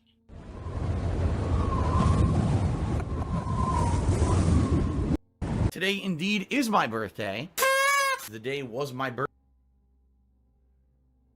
So, yeah, that's it for this one. I hope you enjoyed it. Shout out to Mighty D for clipping it. Pretty much all the clips today I haven't seen since they happened, or since, like, a long time ago, a bunch of months ago. So that was also kind of surprising to me, to be honest, that it was this pathetic in this trash. Because I remember, wait, was it the Christmas stream when he had the Do You Like Me segment? I think it was. But it doesn't count because it's from last year. So hopefully he's going to do this again this year and cry. Big ups Ball D for the $1. Drunk DSP is fucking hilarious. My stomach hurts laughing at this guy. Yeah, this segment is all-time pathetic segment. And just a weird self-help therapy quote. Big ups Iwamoto for the $1. Since DSP reinvents himself weekly, shedding his snake skin, it's always worth it to look back on his actions. Never gets boring with the insanity. Big ups. And beware the gypsy. The gypsy should beware me. I can cast a curse that is 10 times as powerful. So, moving on to the next thing. Yeah, shout out to Avenged900 for the $5 super chat. This speech is just so disingenuous, I believe. Distinuous, but I couldn't find what the word meant because I hadn't heard it before. But I guess disingenuous. If you know all the history of this guy, absolutely. If you even watch like 3 other clips, you know this guy holds grudges. He waits until you fall off so he can do a victory lap and be smug as fuck about it. And this includes like video game companies. If you were a part of a game that he didn't like let's say Street Fighter V, he's going to be holding a grudge against your whole company until the day you declare bankruptcy and then come out on stream and say that he was right about everything and that you suck. So this next one, shout out to Antleet for this. This is DSP Gaming calls kick streamer Strangely Lex a sleut and polices viewer offside behavior. I don't know if it's true or not because I wasn't there. I didn't look at chat logs. I didn't watch stream archives. I also don't care to. I don't care about a fucking ethot on Kick. Why is she getting attention if you don't care? Again, first, you're misinformed, and then you're crashing out. So this is 2 bad things. Who's fucking doing squats? And we're already like 10 seconds into this. It's only going to get worse. For money. Okay, I don't give a shit. I don't care if she talks shit about me, because apparently I'm being told she did. That people made fun of me. Say, oh, did you know that there's an e-beggar named Darkside? Oh, so embarrassed. He's in his 40s and he e-begs. You're fucking squatting on camera for money, you dumb shit. You fucking slut. Amazing. The look on his face. Like, he got off saying that. There's something like this. I usually notice this kind of energy in people who generally hate women because they were abandoned by a woman or rejected by a woman. It's kind of like the incel. The fuck are you talking about? You fucking slut. And also, like, how unprofessional is this? Like, because she is Essentially, even if she was the biggest fucking Twitch thought and twerking for super chats and subs, everybody knows that shit is fucking cringe for like a decade straight. Even though Lexi doesn't do that, even if she was, he's like a middle-aged fucking dude who constantly talks about how professional he is, how serious he is with his business, how he's a businessman, he has a family. Like, what? Look at yourself. What if his wife watched this? Is his wife cool with this? Because his wife would qualify for that statement based on what we know about her. She would qualify for that label. For money, you dumb shit. You fucking slut. The fuck are you talking about? Team squats coming up. Thank you guys so much. Let's see the squats. This is the peak of the stream. It's going to be the most replayed part of this stream. I'm me up, baby. I mean, come on, that's not even fucking sexual. It's not even sexual. You don't even see ass. Come on. The first thing we need to address. But good thing we got the context, because I've seen this video like once, and it was when it happened. So we got a lot to talk about, all right? But the first thing we need to address is the elephant in the room. Iron Chef Sakai is back in Kick Chat today. After 2 days of me having to put up with bullshit, with everyone yelling and telling me that he had left and that he went to someone else's stream and he was throwing some ether, a whole bunch of money. So, Iron Chef Sakai, why don't you tell us all about your adventures in the last 48 hours? This is so weird. It's so weird. Like, and he's done this before, and he's done this, I think behind the scenes, he texted, who was it? I don't know, some dent in the past. About what he was doing, like, off the side and who he was giving money to. It's like, bro, you're so fucking weird and parasocial. And that's why people become parasocial with him, because he's parasocial with them back. Really? Because I had to put up with so much bullshit in the last 24 to 48 hours because of this. I'd like to hear exactly what's going on. He says, are you serious? Well, let's see. You apparently went over to someone else's stream and threw him a bunch of money, which I don't care about. But what I'm being told is that you kept talking about me in a negative way. You kept linking negative videos about me, like the tractor videos. So, of course, my detractors made a fucking field day out of this. But yeah, but you did this to yourself. This is not AI generated.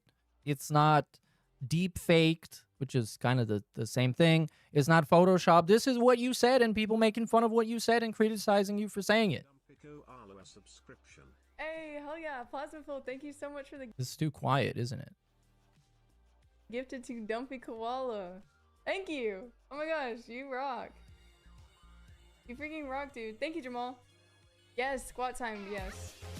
Hey, hell yeah. For the 5 gifted. Okay, gifted.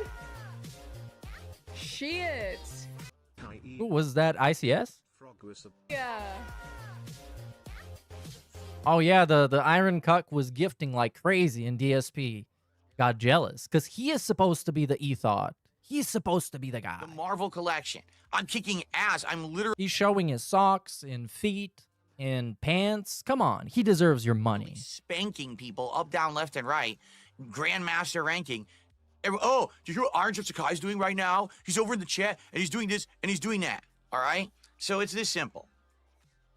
This is the type of shit you do to make this exact same thing happen more. There's something that I've learned, okay, in the last couple of years, okay? And here's what I've learned.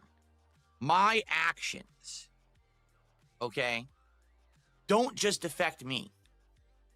My actions affect everyone around me because I'm a public figure on the internet.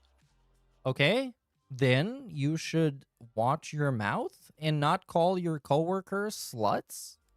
I guess. I don't know. Is that where he's going?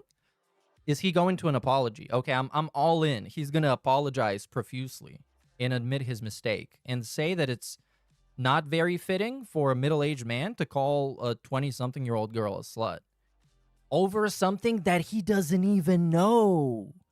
He didn't even watch it. Like, that's what the clip started with, that it's all hearsay. Like, I don't even fucking know anything, but she's a slut.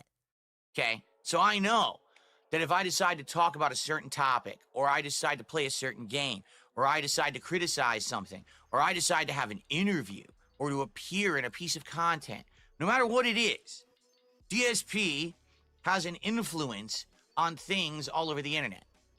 Despite the fact that I don't want to, and I don't understand it, I really don't get it, okay? But I just do, right? Like, no matter what I do, it seems like everyone's talking about it, and everyone follows me around, and everyone stalks every little thing that I do, right? I mean, just a couple days ago, I had a capture card malfunction, okay? It screen grabbed my Discord, which auto boots when I boot my gaming PC. And let me tell you, since that happened, I've now disabled Discord from auto booting on my gaming PC, so that won't happen again, all right? But literally all it did was show people on my contacts list. That was it. That's all it was. It was no conversations. It was no information. It was just, here's people on Phil's contacts list. People talk, oh my God, did you see he's got this person on his contacts list? Do you think that this is gonna happen?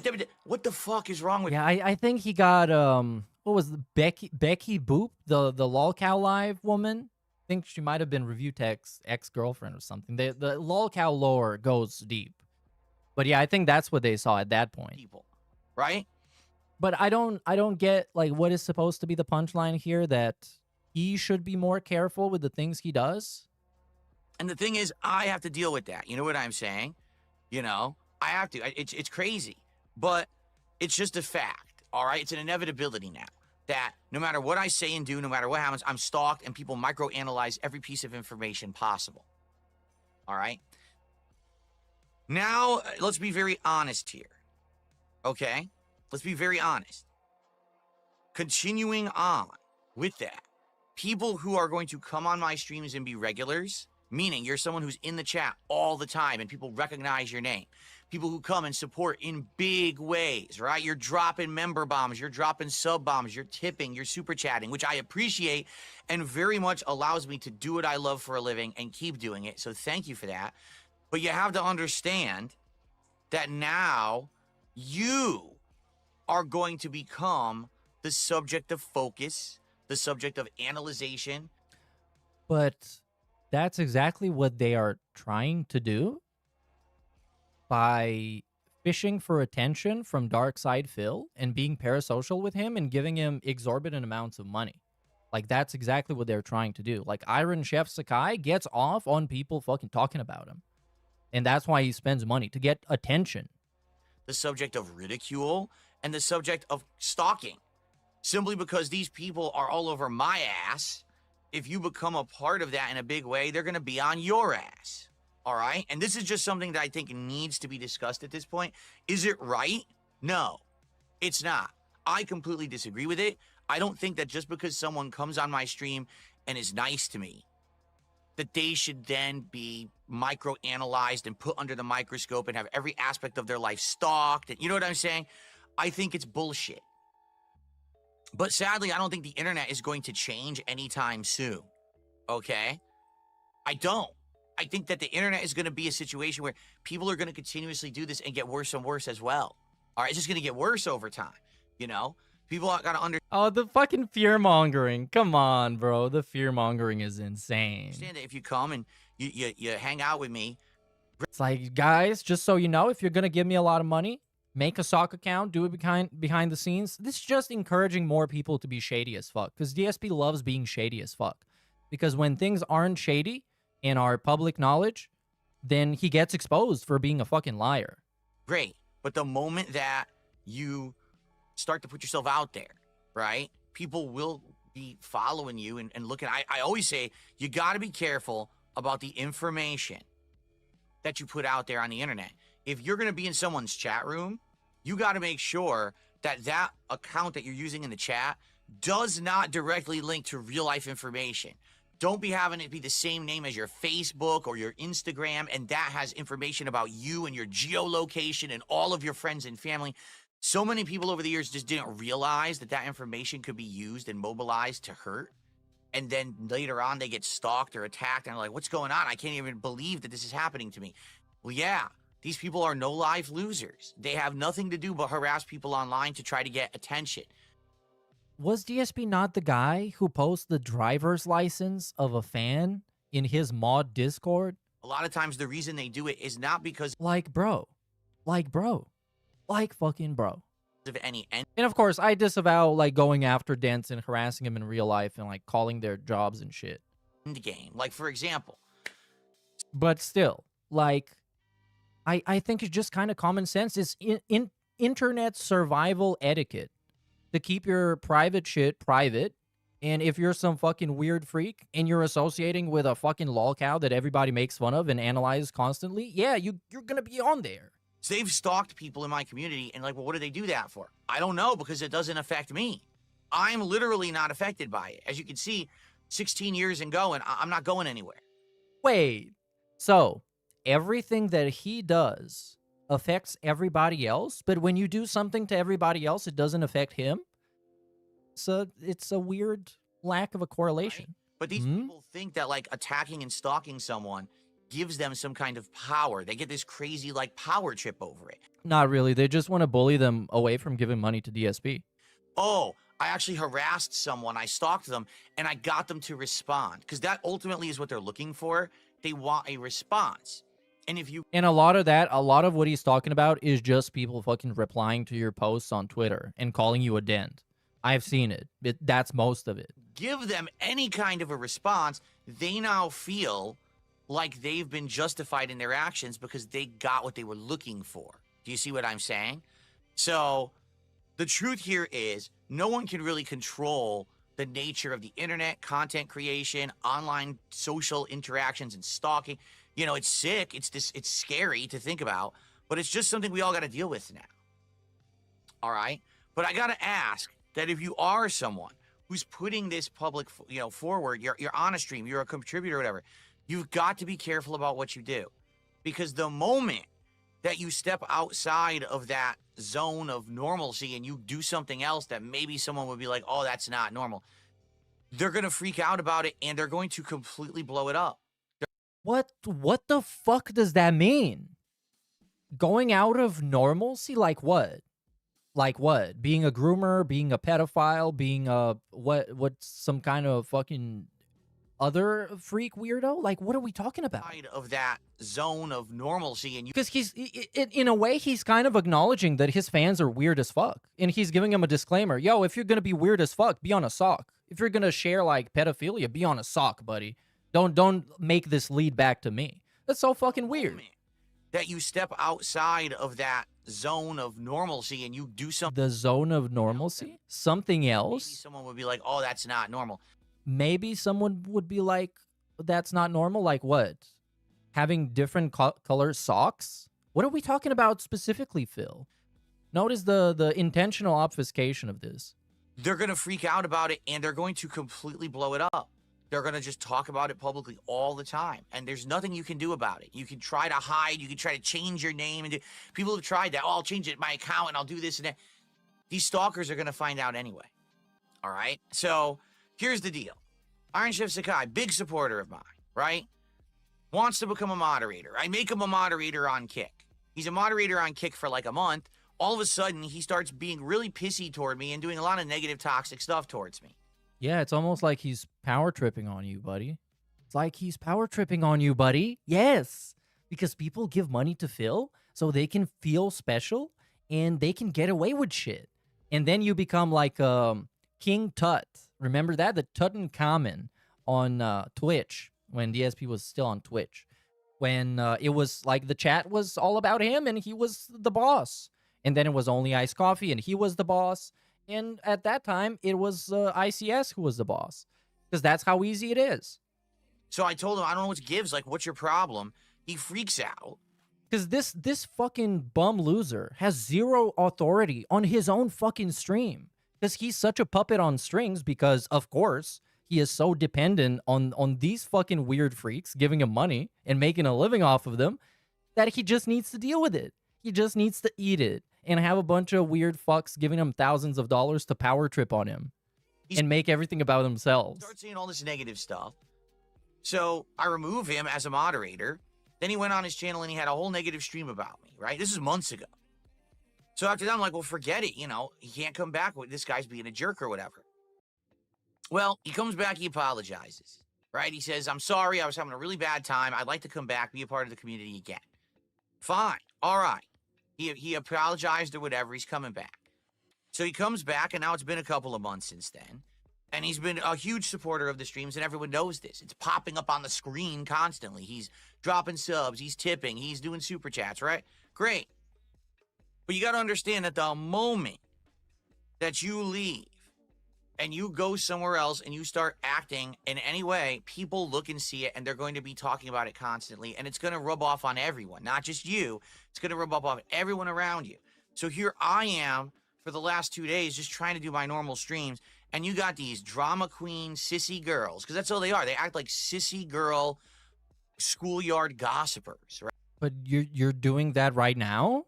Like right now, we're having a sissy girl gossip session about Iron Chef Sakai that was completely unprompted. The guy just went on a speech. Right? Did you see what ICS is doing? You see what he's doing over there? What he said is good, and he's throwing money at the E-Dot, and she's twerking and doing squats, and he's so... Yeah, and you fell for it. You fell for the gossip, buddy. And now you made the funny segment that people are laughing at. So the joke is on you. More money, and then he said something. Epic. I'd feel to get a rise. What a winner. The truth is, I don't give two fucks about any of it. All right? In truth, and this has always been my philosophy, and people give me shit for having this philosophy. My philosophy is thus. I'm a content creator, and my limits of what I care about or what I should be responsible for is literally what's in front of me right now. I'm looking at 2 chat rooms on my streams. That's it. What you do outside of my chat should be absolutely none of my business whatsoever. Do you understand? Now That's why I don't get, though. Why are we on a 10-minute speech that will extend to 22 minutes about this when it's not even something that you should care about? Then just don't talk about it. the thing is, I've been Then it doesn't fucking happen. taken to task. Every streamer has people in their chat that go and watch other fucking streamers. They even have people in their chat that say, oh, this guy went live, I'm going to go watch him. That's just like a normal thing you need to deal with. For this. Like this guy's, because like the whole world revolves around him. So of course, this is betrayal that his main cuck went out and gave money to somebody who is way more interesting and way more attractive than him. I've been told, well, that's not true, because what if you know that someone who's a viewer of yours is a mass murderer?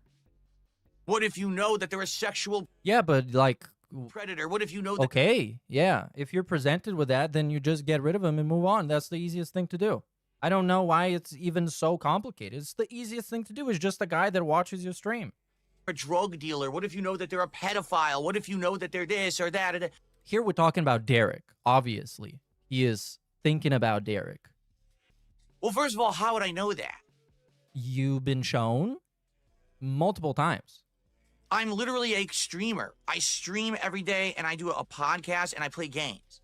How would I ever know at all what the people are doing when they're not on my streams, and why did it become my responsibility at some point to stalk every viewer that I... Nope, no one is making that point. No one is making that point. And I'm against that either. I'm not going to go out and look at somebody in chat and go fucking look up their Twitter or whatever. But if I'm presented with something fucked up they did, you just get rid of him and you nuke him. And that's it. I have to know that. And you move on. It's the easiest shit ever. I really don't get it. I still don't. To this day, I don't understand it. Okay? I don't get it. And you don't get it because it's a straw man that you invented specifically not to make sense. Let's be honest, the elephant in the room, the Derek thing. Where for years, Derek was on my streams and he was a nice guy. He was always adding to the conversation. He chimed in on certain... Every time that happened, people in chat were like, oh, Derek got playlists of little girls on his YouTube. And DSP banned him. Topics where he got excited. He was a frequent viewer. He never supported. He literally never dropped $1 on my stream. Doesn't really matter. Never. But he was just a nice guy in chat. All right? But people stalked him in his other accounts. They went to his social media. They went to his YouTube page and they said, did you see that he's a sex pest, that he goes after people in the sex worker industry and he harasses them and he had to massively apologize publicly for stalking them and saying creepy stuff? Did you see he has playlists on his YouTube channel of small girls and shit? I'm like, no, I didn't see that. You want to know why? Because I don't stalk my viewers. You didn't care? Like, it's so weird to me. It's so weird to me it's still going on. He has The fucking Derek Cope. playlists on his YouTube. Yes, he did have playlists of hundreds of videos. I think playlists were labeled cute little girls. So yes, there's no other purpose that you would have hundreds of videos in a playlist called cute little girls. Otherwise, outside of having pedophilic tendencies, that's just it. And since many people, legit hundreds of people have told him this during years, he should have just basically looked it up in the easiest way possible and just get rid of Derek. I don't know why he keeps digging the hole deeper. Well, I know why. It's so the detractors don't win, which is awesome. Channel of small. Never let him win, Phil. No, I didn't see that. You want to know why? Because I don't stalk my viewers. I don't want to. I don't care to. It's not my job to.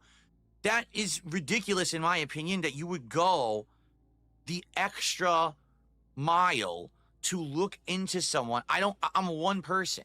Can you imagine if I was responsible to literally look into every person who watches my content? When would I make content? Right? No one expects that. No one requests that in any kind of way. Of course, it is unreasonable to expect that. And of course, this is not the point. But we're missing the point on purpose because it's easier to debunk a straw man that no one made. So that's always been my philosophy. But hey, people have taken me to task for it and told me I'm wrong. That's the wrong philosophy to have. That if you're actively told that someone is doing something bad. People have told me, by the way, he's referencing the Null in Kino Casino stream. That you've got to look into it and you're responsible for it. Well, guess what? Yes. Yeah.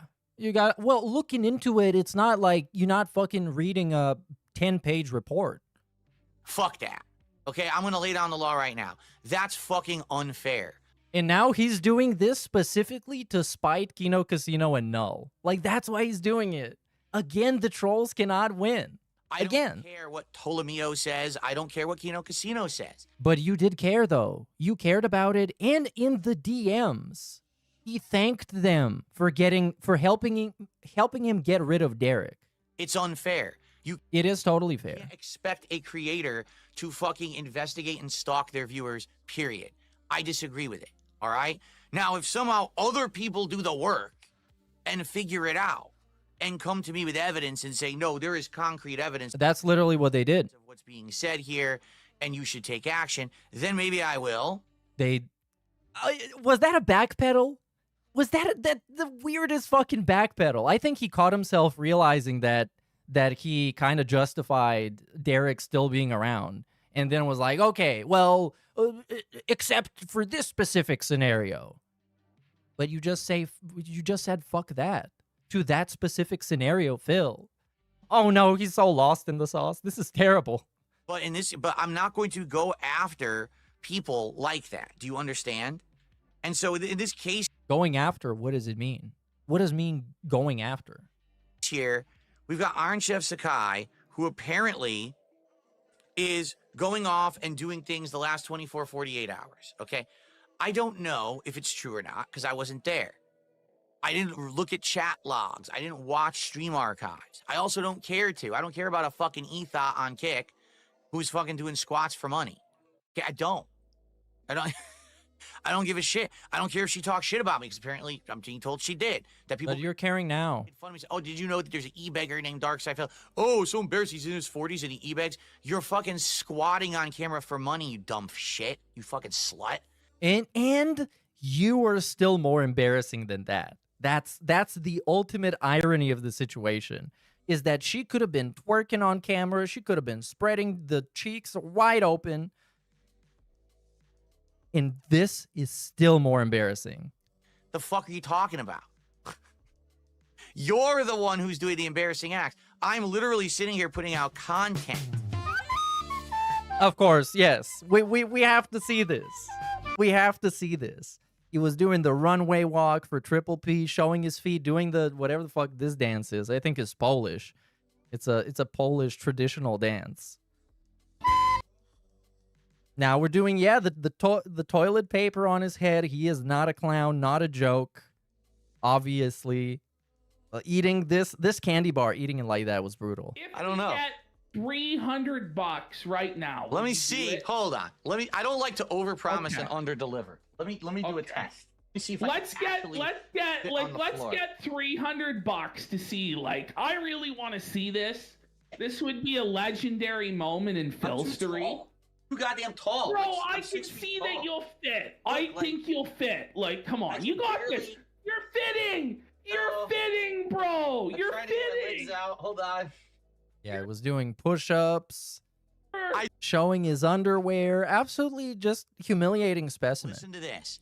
My boxer briefs are specific to the day of the week. Epic. You understand? You're squatting on camera for money. But anyway, you know, I'm supposed to be the villain in this situation, right? But anyway, so in regards to all of this, I don't give a shit about any of it. I really, really don't. All right? So you could go do whatever you want, but understand, when you're doing what you want to do, people are going to stalk you. People are going to regurgitate that. They're going to spin it. They're going to say negative shit. Do you understand? They are. And there's nothing you can do about it. So I'm not going to take any action today because I don't think it's my job to do that. All right? But to be honest, at What action is he gonna take? For what? Actually, for what? Because his cuck was somebody else's cuck? the same time, it is fucking annoying as shit. What? And I don't want to sit here having to try to manage my chat with a bunch of people acting like fucking, like I said, sissy gossip girls. It pisses me off. I got better things to fucking do than waste my time on all this bullshit. Okay, I really do. So at some point, I got to lay down the law, right?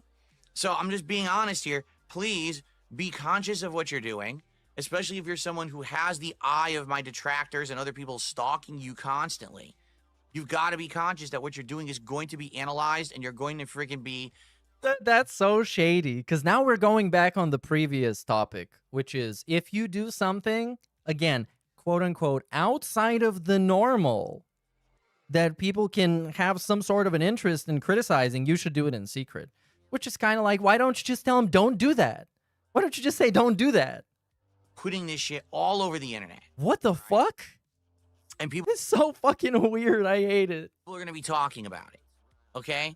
So that's that. Now, at the same time, do you understand? I hope everyone understands why I would be apprehensive of giving moderator status back to someone like Iron Chef Sakai.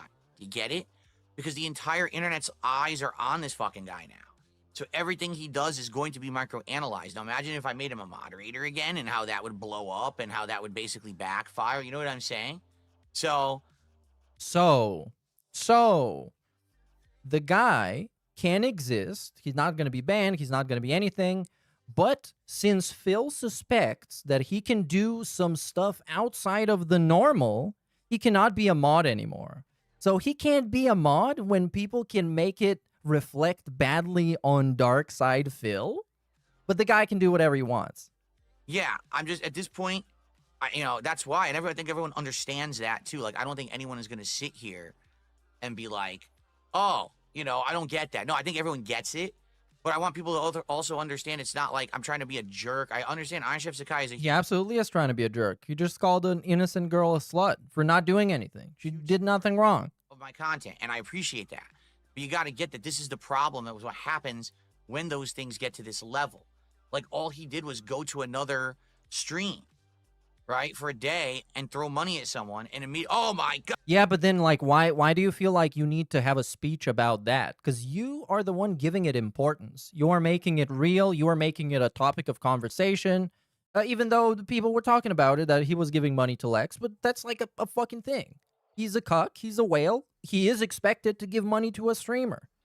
So basically, a fork has been found in the kitchen. God. But now it's a lot more because he had this huge fucking segment and blew it all wide open. Did you hear this? Did you hear that? Did you blah, blah, blah, blah, blah. Like, oh my God. How about this? Everyone shut the fuck up.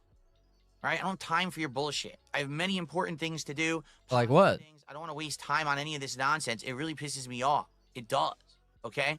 So let's all calm down. Let's all relax. Let's all chill. Let's have a good time today. Today's a very chill day. Really, it is. It's a relaxing day.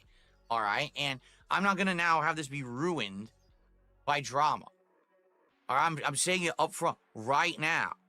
If people start drama, I'm just going to fucking remove you. And that's going to be the end of the drama. Because then we won't have to talk about it because we won't have to see you. Okay? So let me get this straight.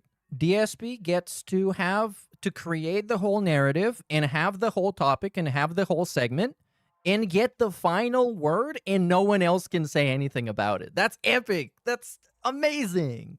That's how meaningful conversations are had.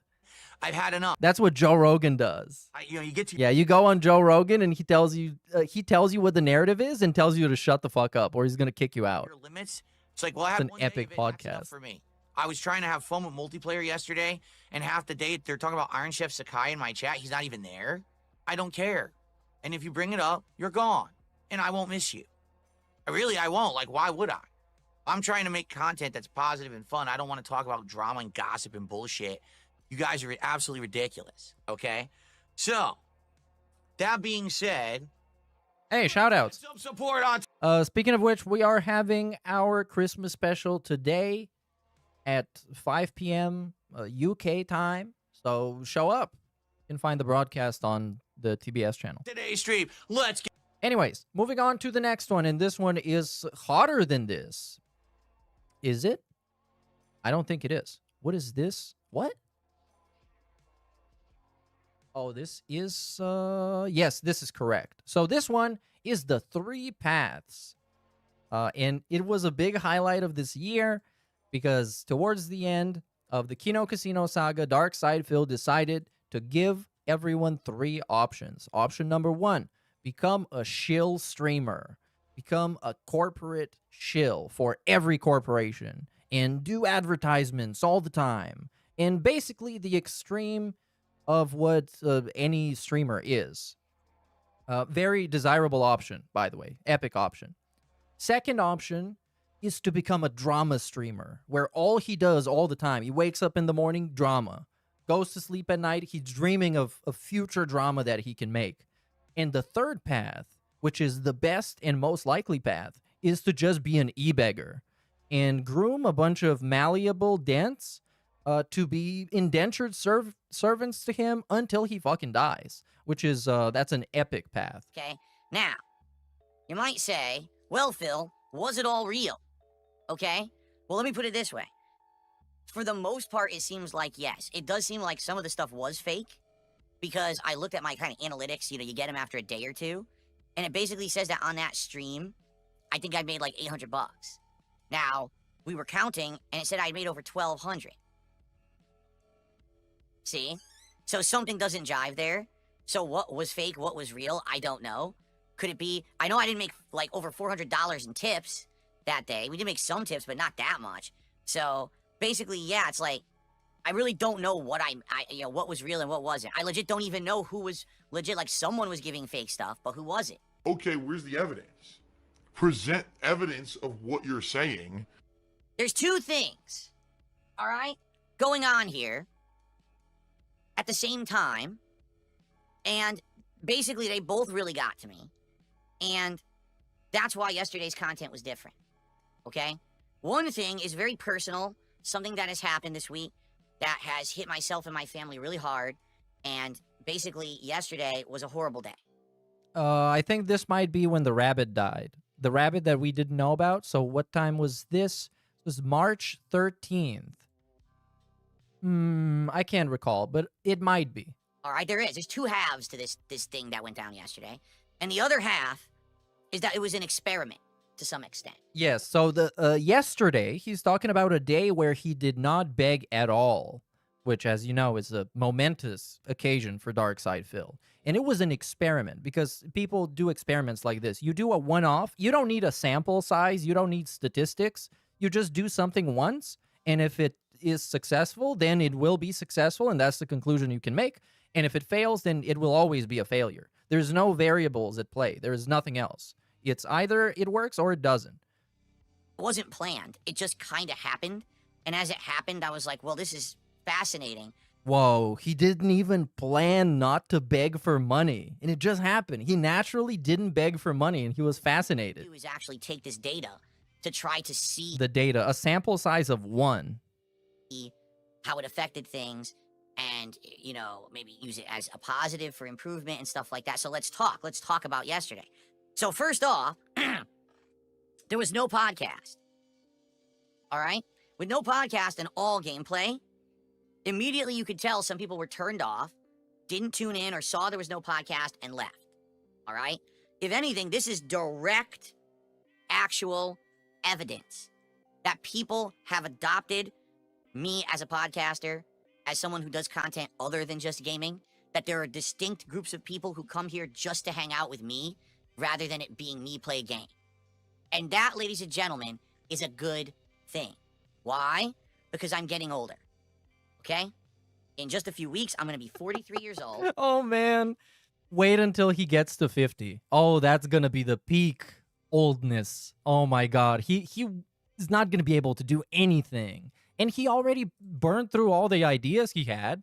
He ate food. He played games. He even thought about reviewing Cologne. And that didn't even start. I'm at the point in my life, they call it you're over the hill. I think we all got to accept this. I am more than halfway through my life. He's over the hill. Okay? I'm not going to get any faster, any stronger, any more viable. All right? This is not going to happen.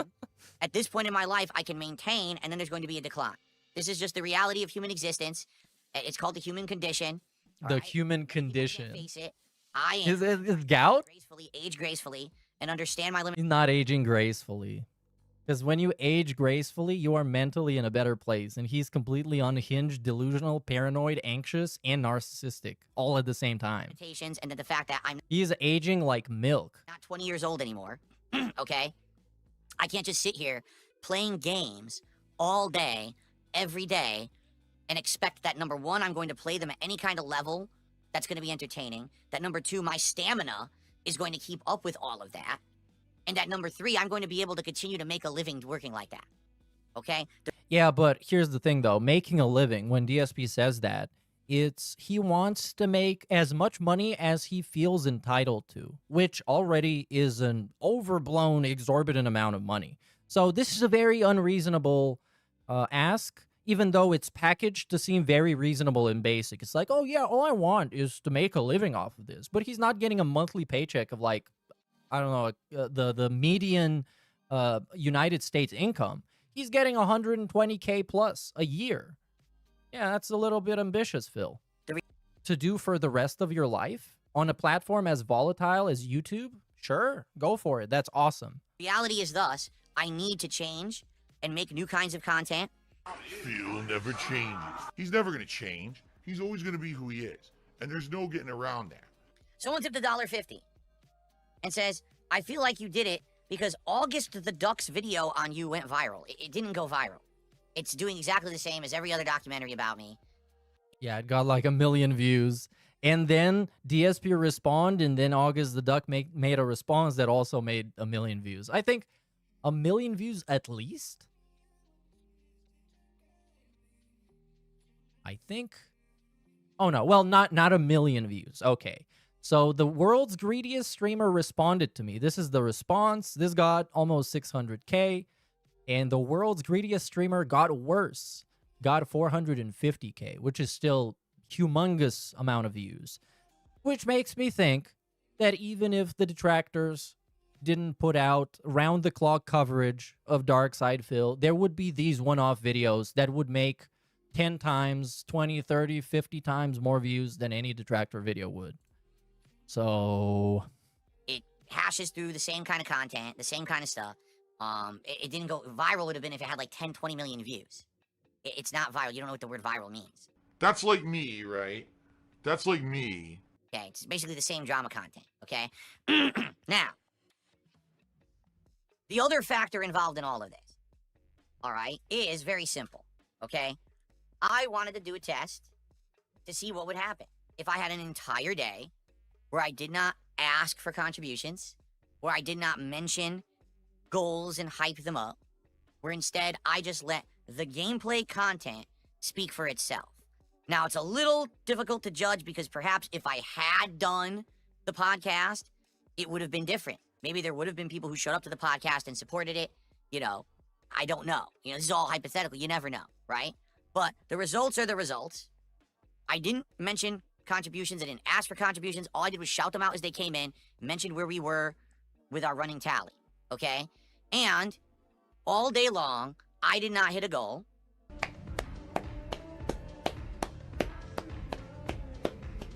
Bravo. Bravo. In fact, I only got about halfway to my goals on both streams. Okay? So I'm just gonna make it known for those out there that say, hey, Phil, if you just sat around and played games and made it all about the games, and that was your focus, you would have been fine. The problem is that you don't just focus on the games. You have these other segments, you have this other content, you talk about, just go games like you used to. Okay? Well, I'm just gonna be honest with all of you. No, that doesn't work. It doesn't. All right? It's incredibly hard in this day and age to make a living just focusing on video games. This is a bad take. All right? And I see all three roads, and Here it goes. Here it goes. This so far has been layers upon layers of straw man arguments and fake research and fake experiments. I would understand if he tried not begging for a week as an experiment. You have a bigger sample size. You have more data that can be used better. But no, in reality, he just wanted to prove that what he is doing right now, which is sitting there and literally being entitled for money and shaking the fucking dents pockets dry, he just wants to believe and reinforce the idea that this is the right thing to do, and he can do that eternally. I don't know what the right course of action is. And to be quite frank with you, I don't actually believe there is a right choice. Because if the experiment had went the other way, and he didn't beg for money and got a shit ton of money, do you think this segment would have even happened? What do you think the conclusion would be? Oh, that was a fluke. We need to do it again. And he would just do it again and again and again and again until he missed the goal. And then he would say, oh, you guys, well, I don't know what to do. Obviously, gaming is not working. But allow me to present to you the three paths based on my observations recently, okay? Get me that banana. I need banana, tasty banana. Put banana in my mouth. Squeeze the peel, it comes in. Squeeze banana. So, course number one is a simple course, but it's a course that would mean a lot of changes for me. All right? Sell out. Just give up on the fact that I've been this stubborn asshole for the last 10 to 15 years of my life and career, and say, I give up on trying to be different. I give up on trying to do things in a different way. I should just do what's best for myself and my family and say, fuck all this. Stop standing on my own laurels, my own values, my own loyalty, my honesty. What does it all really mean anyway? It doesn't, because it doesn't exist. Honesty from Dark Side fucking Phil? The delusional, pathological liar? Honesty? Right? The dignity that we sell out every time? He sold out his dignity going to Kino Casino. He dissed Review Tech USA and then invited him back on his own show to diss Kino Casino. Where's the fucking dignity in that? At the end of the day, does any of it actually matter? And loyalty to what? To your audience that you turn your back on immediately the moment we got some more money coming in and a new audience? When Asmongold happened, the Asmongold interview, he just immediately picked up the games that Asmongold suggested him to play. Arc Raiders, played it like the next day. Mega Bonk, a game that he talked shit about, he called it like streamer bait, whatever. He played it. Come on, with Kino Casino, it was the same thing. He went on that show once and he saw dollar signs in his own eyes. And then it was just like, what do you guys want to see? Fuck Jade. Shut up, Jade. Go away. Or does what matters is that I have the ability to provide for my family, okay? So when I say this, what do I mean? I mean immediately I start reaching out to every major company that makes games, all those PR managers in between, indie game companies, game peripheral companies, every single fucking company. And I say, hey, let's make a deal. Send me your game. Send me your product. Send me this, and I will shill it. Right? I will shill everything possible. I'll use your referral code. I will play your game early, and I will not break the street date, and I won't say a negative word about your game. I'll kiss its butt. I'll do exclusive stream previews for my audience so they'll see games ahead of time, and I'll get everything early, and I'll do advanced reviews and sneak peeks, and you can fly me out to events where you can schmooze me in person and... No one would do that, and that wouldn't work. This is what I think the funniest and most ironic part of this whole segment is, that he thinks any of those ideas are going to work out. Of course they won't. Because first of all, he doesn't have a platform big enough for access journalism. Of course, he got the, what was that? The Tainted Grail Collector's Edition because of the size of his YouTube channel. But in reality, he doesn't have the pull for that. They don't need him. Second, he doesn't have the reputation to be a shill. He doesn't have the reputation to sell out because no one is willing to give him a bag to sell out to. Another thing, he can't fucking shill because anytime he tries to compliment a product that he got gifted, it just seems so fucking disingenuous and fake. It makes me want to not buy the product. And of course, what he's presenting is the most extreme form of shilling and access journalism that is in reality limited to a few big outlets. And most other people, they get some codes for a while, like Angry Joe, and then when Angry Joe puts a bad review of the product, he gets codes no more, which is access journalism. Of course, that's just how it works. And it's a phenomenon that is inevitable. It just had to happen at some point. Fluff me up so that I can get hype for your game and say your game is the best game ever. Everyone should be excited for it. Everyone should buy it. And you, in turn, will give me money or you will give me exclusive access to that so that then I will benefit from it. And then it'll be the you pat me on the back, I pat you on the back, unspoken rule that He did that 2 days ago we will keep with Tainted Grail that he got for free. this in the loop and we'll all just keep helping each other in a circle. And that's how we all make bank and that's how we all get by. Ladies and gentlemen, any content creator that you see that is a gamer or influencer who abides by everything that I just mentioned has sold out. I mean, yeah, you just described the most extreme case of access journalism and shilling for major corporations. Of course, you just described Alana Pierce, essentially. They don't make content because they're passionate about it. No, they make advertisements. Well, but you kind of should know that because, I don't know, it's just kind of an instinct. If you watch enough YouTube, you should catch on to that and know where the access journalism is.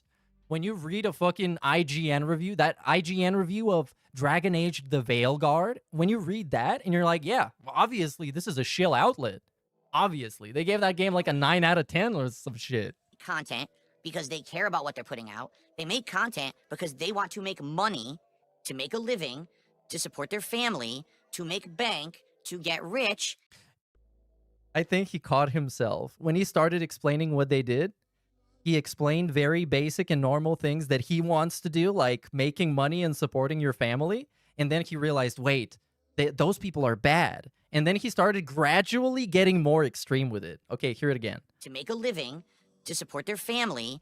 Normal things, right? Everybody wants that, to make a living, support their family, and play video games. Those people sound very relatable. But now, he was like, oh, wait, they're bad. To make bank, to get rich, and to essentially take the bag. He said getting money in like 5 different ways also. There's probably a reason it's early after stream. But yeah, I don't like them. I don't like the access journalists and the chills. But not everybody is like that. And of course, he's using that to his advantage, pretending like everyone is like that. Is there anything wrong with that? That's up to you to decide. But what? What?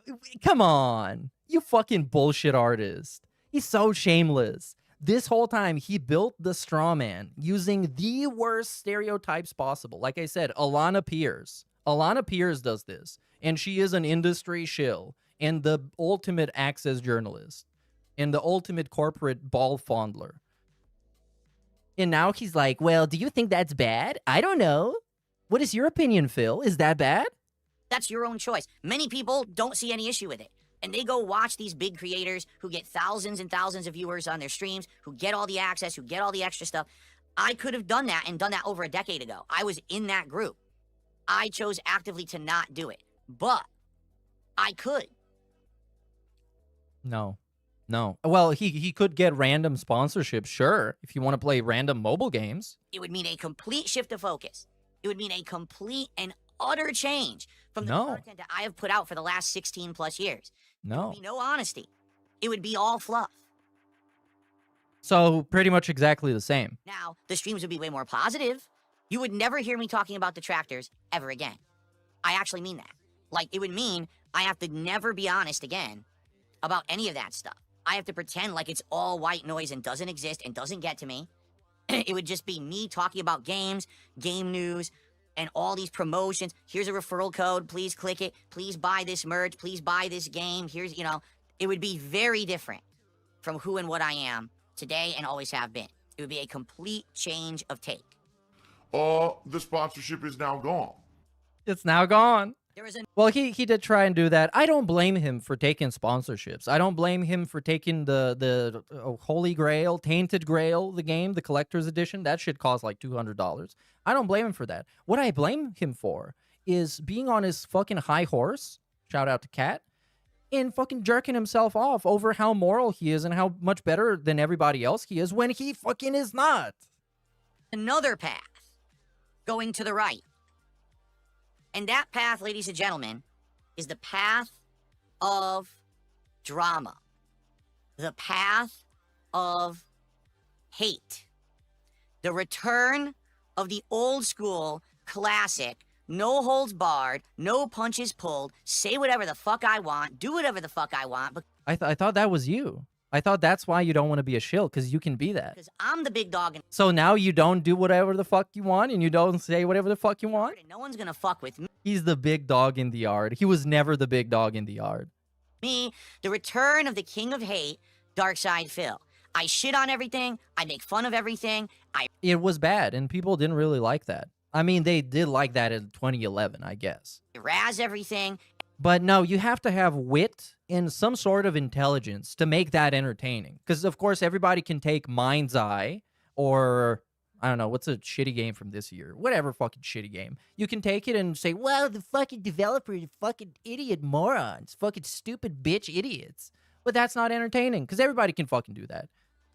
And again, he can't roll with this. He can't do this. This other option that would fix everything and would make him super successful. He cannot achieve it. He can't do it. And I call. He couldn't even do good drama when he was hanging out with Kino Casino, who are professional drama merchants. That's what they do. And he still couldn't make good drama. He had to go after fucking Cog, some guy that lives in a shipping container in the middle of nowhere or some shit. Cause drama. I talk shit and everyone hates me and I hate them back. So I'm constantly arguing with people. We've got already do that. Arguments. We've got fights. I'm going on podcasts and I'm fucking tearing people a new asshole. He can do that. He would never do that. It would never happen like that. But then they're tearing me a new asshole. And we got people at each other's throats and I'm appearing on Lolcow Live and Kino Casino. No, he is profoundly unsuited for like blood sports. Profoundly unsuited. I don't know anyone else who was this badly suited for talking shit on the internet, especially if you're up against somebody else. Because he's just gonna tuck his tail between his legs and fucking cry. And call the guy that, blame the guy for being angry. He's gonna be, oh my god, I can see you're getting heated, man. Come on, it's not that serious. And he couldn't hang with that.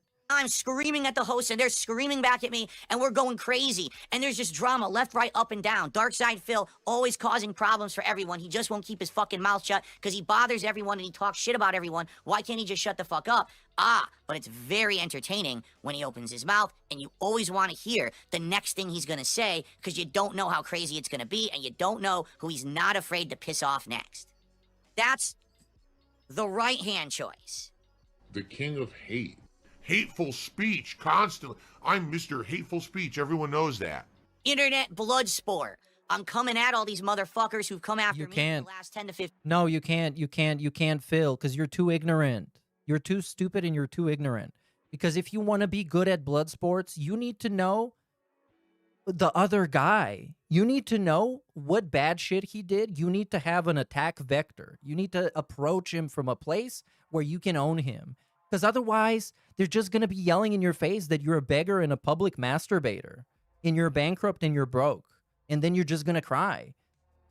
There's no way. Like, this guy couldn't even bother like watching a fucking video about COG or even Review Tech USA to see why the guy sucks. He's terrible at this. 15 years, I'm going to destroy every single fucking one of them. And then when I'm done with them, because it won't take long to go through these fucking schlubs who shat on me for so long. When I'm done with every one of those fucking losers, and there's just a pile of broken fucking bodies at my feet. Wow. Then I'm going after everyone else. What does that mean? Obama? Obama's gonna catch strays. No, what does that fucking mean? Fucking safe from the king. No one is safe from the king. Bro, you believe yourself too much. It's harmful. Now, what's hilarious about that is that everyone is going crazy right now. Yeah, because that was an insane segment. Like, what are you talking about? Going nuts in the chat, right? They are.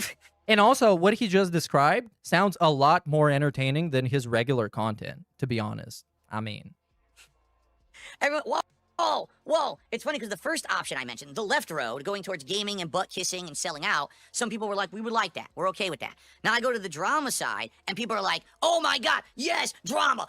Do it, Phil. Change, rip everyone, rah, rah, rah, rah, right? But you have to understand something, okay? Just like the left turn goes into selling out. When you go left and you turn that direction, you have to understand something. You can't go back. Once you're a shill, you're always a shill. It never changes. You will always be that shill, and you can't stop it. You will have to be that for the rest of your career, because no one's going to believe you after you've sold out and lied for so long. Oops. Phil, self-awareness here. No one's going to believe you after lying for so long? Oh, come on. Come on. Can I find that? Oh, for fuck's sake. Which channel was that on? Oh, yeah, DSP Reacts. DSP Reacts. It's a great video from this year. Actually, last year. Hello. Yep, here it is. Here it is. One of the best suggested for you videos. DSP confesses everything about WWE champions. In which video he confesses that a bunch of money that he begged for to pay his bills, he actually spent a huge amount of it on a mobile game called WWE Champions. And he only confessed to this once he was completely debunked, exposed, and confronted with the truth. So clearly this thing here isn't really real. Have to be that for the rest of your career, because no one's going to believe you after you've sold out and lied for so long. No one's going to believe you after you lied for so long. If you go to the right and you become Ultimate Drama, the return of the King of Hate, and I'm here to... No, this wasn't even right before the June documentary. If you remember, that documentary is like 4 hours long or something. It's very big. And DSP reacted to it across a couple of days. And he recorded this video as part of his react to the June of the King documentary. So he didn't even like get ahead of the story. He waited to see how much he would be exposed and to see if he could still get away with it. And then he made up the story about selling his account, which is complete fucking bullshit. Like, DSP selling an account that cost him hundreds of, like 100,000 plus to create and get to that level, and selling it on an online black market that is shady as fuck? Yeah, I'm thinking not. Destroy the internet and fuck everyone. Darkside Phil can't even hook up his mic to OBS. Come on. Let's be honest. Right? That also is an irreversible change. Because now, once you go down that vortex... Oh, yeah, and you guys are right. To Asmongold, he told that he spent around 10 grand on it, which is laughable. Laughable. Willingly, which I have not done. I have been incredibly resistant. And I keep telling you guys, I don't want to go down that vortex. I think that it would be destructive. To be quite frank, I think that would result in some of the most interesting, most entertaining content the internet has ever seen, and also it would destroy people's fucking lives. No. No. Darkside Phil would never destroy anybody's life unless he drives on the highway and gets a panic attack again and crashes his car and kills a family of 4.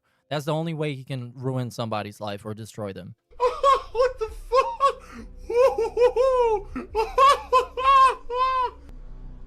Third road is the road. Like, imagine knowing anything about Darkside Phil and listening to this and not finding it absurd and completely laughable. That no one travels. It's the road, don't sell out, but don't become a drama queen, person here. But the third road is the road where I listen directly to my viewers, and I do my best to take constructive criticism and change for the better in the future. Immediately put the burden on the audience. No wonder he loves this road the most. No wonder, because the entire responsibility is on his fans. Notice how now he didn't bring him up. He only brought up what he has to do and how he would be successful. But the third path involves you. Yes, you. Because the third path is the path that you have to walk. And he just have to sit there and play video games or whatever the fuck he wants. But I be my own person. I don't become the shill sellout. I don't become the drama. This guy has a fucking identity crisis at 45. Come on, give me a fucking break. What a joke. Queen, king of hate. But instead, I'm just me. Full-time beggar. I sit here every day and I hang out with you and we have honest, fun conversations about gaming, about news, about other stuff. I do branch out from time to time and do different kinds of content, but it's not always my major focus. If new hot games come out, we can go back and enjoy them. If a chill indie game's out, we can hang out and like it. But we can also adjust and pivot on the fly. I'm not going to be the king of hate or the king of anything. I'm not going to be the shill king where I make a ton of money, but I'm still going to be me, and I won't lose myself, and I won't have to change and take the easy way out like everyone else has. All right? But there is a caveat to all of it. All right? And here's the caveat. Here's the kicker. Here's the catch. Here's the trick. Here's the thing that so many people seem to have issue with when I take that third road. All right? The road far less traveled. I have to do things differently. And because I'm doing it differently... The road far less traveled. This motherfucker tried to be poetic about begging for the rest of his life. What a bitch. With when I take that third road. All right? The road far less traveled. The road far less traveled, you guys. No, many people have traveled that road. I have to do things differently. And because I'm doing it differently and I don't have sponsor money and I don't have drama money, I have to ask my viewers for money. Because I'm asking you daily if you like the third road, the road that's the hardest. Wait, what? So daily, as he is begging, so begging is actually a question. It's not the question, are you going to give me money, but are you supporting my journey on the third road of life, the beggar's road? Out of all of them. So essentially, of course, like I said, the third road is the best because all he has to do is whatever the fuck he wants for as long as he wants. And all his fans have to do is support his and his wife's lives until the end. Where I'm not going to get... Which is great. That's a great deal. Big corporations backing me and a bunch of people who like internet blood sports throwing their money at me. I'm going to need those who want that different kind of content to actually come and support it. And I'm going to be asking you every day. And I'm going to be asking you, Jasper. Oh my god. It's like a it's the beggar version of a trigger warning. It's a beggar warning. You guys, just so you know, I'm going to ask you for money every day because you agreed to this because I presented you with 3 options, and option 1 and 2 was essentially to shoot you in the face and destroy you. And option 3 was to kiss you on the mouth gently and sensually. And you guys, you seem to, for some reason, love the third option. So, we're just gonna do that. Me today, now I can't get dinner for Jasper Kitty. What about my way? And what's wrong with my way? All right, honestly, what's wrong with my way? Because the major complaint everyone says is you just ask too much. What I said was, let's eat some fucking pizza. Send me some money so next week we can order pizza, which you will help me to order, and we'll have a fun pizza party together. And then we did it. And then it was fun. So what's wrong with that? We've got... That's so fucking weird. I don't even know what to say about that. It's generational segment right here. Much. And again, we're missing the point with the criticism. It's not that he begs too much, even though he does. Like, that's a part of it. But it's also the way he does it with the injected fishing for sympathy, which is very exploitative. And it works on only vulnerable people. Surprise, surprise. What I said was, let's eat some fucking pizza. Send me some money so next week we can order pizza, which you will help me to order. Send me some money, by the way. We're talking about like what, $1,000+? Some money. Look at the way he fucking downplays it, dude. And he downplays, this whole path is downplayed to hell. Because ultimately, like I just said, he is demanding of you to support his lifestyle until he dies. And he is entitled to as much money as he seems to want at any point. You are signing that contract, and it's awesome. It's amazing. It's amazing. But we're downplaying how much and what we're actually asking for. And we'll have a fun pizza party together. And then we did it. And then it was fun. So what's wrong with that? We've got I don't know. What's wrong with that? What's wrong with a middle-aged guy who can totally afford pizza by himself, asking for $1,500 to afford pizza by himself? And we'll have a fun... Nothing wrong with that. And that is, Phil, why you have to resort to doing this pathetic shit. Because you're a bitch. Haters on the internet making documentaries about me saying I'm the greediest creator? Are you fucking kidding me? Have you ever watched anyone else, you pathetic fucking schlub? You... Has DSP? Has DSP? Come on, name drop him. Name drop who you think is the greediest creator, Phil. Come on. And he never does. He actually never does. Lame. And I did. Literally, I did. I name dropped Alana Pierce. I don't like Alana Pierce at all. I think she is the ultimate shill. The ultimate corporate dick rider. She's very bad faith and disingenuous. Because you take the low-hanging fruit, the easy target that everyone's already targeted, to make a worthless fucking video that rehashes the same shit and just ignores the fact that there are people 47 times worse than me who actively hurt people on a fucking daily basis to get ahead. But yes. Somehow I'm the greediest person on the internet. No, they get called out too. And those videos about them get a lot more views. Like, I've always said this because I actually fucking watch those videos. When Anissa and iDubbbz did the charity boxing thing that didn't make any money for charity, that was a huge fucking thing. Much bigger than whatever the fuck DSP shit does. When Ethan Klein gets himself in some spastic-ass drama, that's fucking huge. And people make literally dozens of videos about it. When Hassan Piker shocked his dog with the shock collar, there was like 1 million videos about it. Yeah, the completionist too. Thank you, Dune Messiah. The completionist, huge drama about him. What was it? I think Super Mega got in some drama a while ago. There's so many people constantly, never-ending drama happens, and this guy only thinks that it happens to him, and everybody else just gets away with it. Fucked, you disingenuous fucking loser who has no idea how to actually make a documentary. What a fucking loser schlub to pull my name out of the hat and say I'm the greedy guy. You're nuts. Specifically, Twitch terminated the agreement following its investigation of repeated instances. This is great, but I'm not going to let it go.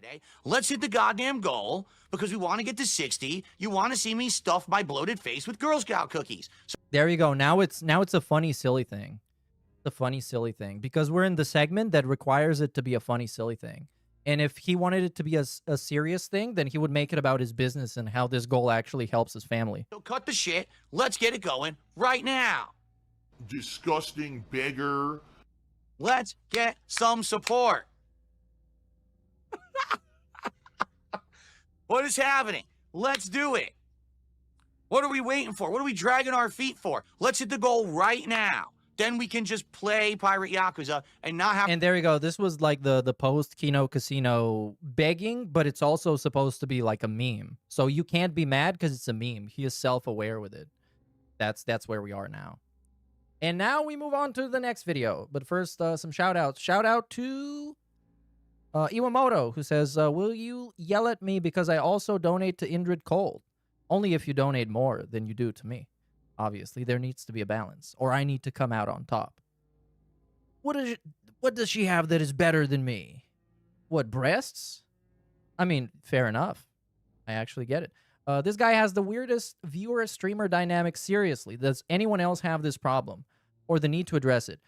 Many streamers, especially women, get many parasocial audience members, whether they want to or not. Because some of them, of course, the Twitch thoughts, they are exploitative, parasocial as fuck. And their whole idea is to present themselves in a way that makes them more desirable to you, so you can develop a parasocial relationship and feel like you two are in some kind of a relationship. Right.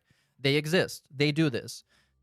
But also regular, normal streamers have people like this in their chats. Pretty much everybody has to deal with it. But this guy understands the power dynamic and on purpose is trying to exploit it, just like a Twitch thought would.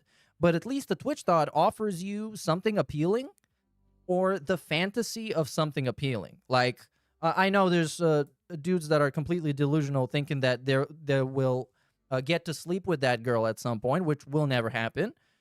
But with DSP, like, what are you even fantasizing about? If you're like a DSP cuck, a DSP fucking weird parasocial fan, like, what do you fantasize about? The guy reading your shout out? I don't fucking know. It's weird. Okay. Next one. Big ups Dominic for the Twitch sub, dude. Fist of the North Star. Big ups for 19 months. And Spliffzilla for 33 months, dude. Keep spliffing. Big ups Ira's L for the 2. Says, how well did that work out for Tainted Grail? But, well, he kind of got away with nothing. He just received a product from a company. He really did nothing wrong in this situation outside of, well, nothing. He didn't do shit. And then that company, they had no idea who they were giving codes out to, because they do that. And that's it. So Phil did nothing wrong, everything correct, and he got away with it clean. And shout out to Iwamoto for the $1 tip. I think the worst part is that he puts the responsibility on his survival in his viewers' fans. I agree. He can't make a living. They have to do it for him. I agree. Give him money. He can't earn it by himself. I agree. He also cannot come up with ideas by himself because he needs the feedback. He can't make his own layouts by himself because he can't. So yeah, there's many things he cannot do and many things that you as a viewer should be responsible for that you should never be responsible for as a viewer. And big ups Mad Cat XXL for the 33 months, dude. That's huge. Mr. Mad Cat. I'm sorry, sir. Don't worry about him. Okay, next video. We're about to get super duper gay real fast, because this is the gay segment. Let me just get a timestamp if we have. Let's get that timestamp. Okay, here it is. Yeah, we're driving the truck here. Let's start a bit earlier. Okay. So, oh, this is talking about his trip vacation to his parents. Okay, listen to this. Was where we had our dinner, right? But saying, you know, you could come out here and get married, and then, you know, you could have a nice few days together. It's kind of like a honeymoon, even though it really wasn't a honeymoon. It was just hanging out and having some food and doing some shopping and stuff. But it was better than nothing. You know, we couldn't afford to do a real honeymoon. So that's how they spun it. So... Wait, how did we spin it? I want to hear the spin. Because the spin was pretty much what I think he admitted happened. So it's kind of weird. Caught up with them. And I probably would have invited some of my, like, Street Fighter buddies from back in the day who still live in Connecticut and stuff like that. That wedding happened. Because I think to have a big wedding like that, you really have to have people who pitch in and help. Right? Like, how can a couple who are engaged come up with that kind of money? Usually it's their parents or it's the family pitching it together to make that wedding happen. I don't have anyone like that. My parents are not filthy rich at all. They're not what no one said they're filthy rich, but they could pay for 2 grown adults to fly across the country and live there and pay for all their food and everything. That seems like, well, they're not broke. And knowing DSP's background, he always downplays. Because I believe he wants to be relatable and he wants to be just like one of the normal people. He wants to be the underdog. So he always downplays that he grew up in a pretty privileged family. and he got a scholarship for his university that it was almost a complete tuition that needed to be paid, and he went to a private school. He was, which I guess is to the credit of his parents, even though ultimately they failed him, or he failed them. But they did invest a lot of effort, or money at least, into him turning out not to be like this. So, yeah. It was all worth it, as we can see. Extended family doesn't really exist. You know, my family had a falling out many years ago. They don't talk to each other. It wasn't anything to do with me. They all just stopped talking to each other over the years. So, to be honest, like even if I were to do like a big wedding, I would have definitely invited some of my relatives who I haven't seen in a long time, because I would have wanted to get caught up with them. And I probably would have invited some of my like Street Fighter buddies from back in the day who still live in Connecticut and stuff like that. But for the most part, I wouldn't have had that many people to invite to a big wedding, even if I had one, you know? So, and same thing with my wife. Like, she probably would have invited just a couple small, you know, people here or there, you know, tight-knit stuff. That's it. So, I just think that some people have it different. I never had that. I never had a giant family, extended family situation. When I was very young, I did. And I'll be honest, I miss it. I do miss that when I was younger, I had a family with a lot of, you know, family members, an extended family. We would hang out at the holidays and have these times together, because it all went away over the years. It was like kind of taken from me, and I had nothing to do with that. But you're like, damn. It's, you know what it is? It's like you don't realize what you have while you have it, but when it's gone, then you miss it. And that's exactly what it was for me when I was a kid. Kind of took it all for granted, didn't understand how special it was to actually have that family around. And then when they disappeared, it's like, wow, this kind of sucks. Now it's just me and my parents, and that's it. But that's life, you know? It happens. Some people are stuck with their family their whole lives. They can't, they're miserable. Oh, I hate that my family's at everything I'm involved with, right? For us, it's more like we're just kind of on our own. I hate this, man. I hate this. I hate how he does it. When everything that he doesn't have, he needs to find something that sucks about it. So we can say, oh, good thing I don't have an extended family. Because, man, some people, they hate their family. A good thing I just have my elderly mom and dad. And after they die, I will have nobody loving me on this planet. But that's awesome. Because some people, they have annoying families. Doing stuff. And that's cool, too. Again, like I said earlier on this very stream, you know, everyone is a little different. Everyone's life is a little different. Everyone has a right to live their life how they want, or just how it turns out, and that's fine. Variety is the spice of life. You have a big, happy family who gets together as a ginormous $400,000, $500,000 wedding with, you know, insane resort-level shit, gourmet food, dancing, and all that. Good for you. Or if you have a little rinky-dink wedding in your parents' hallway with just very close family and, you know, justice of the peace, and you go to a restaurant down the street and you eat an amazing Italian meal, and that's your whole wedding, that's cool too, you know? Seems like I'm comfortable with an estrogen-heavy environment. You say that again, I did Smart Guys with PPP for a lot of months there, man. But Phil, weren't you the guy that we just watched on the clips that was walking the runway on Smart Guys? Weren't you the guys showing your socks in your pants and doing push-ups? Man. Oh, because he tried to be quick-witted here. He tried to have a zinger. Or as he calls it, a bazinger. But it didn't work. A rough one. Anyway, excuse me.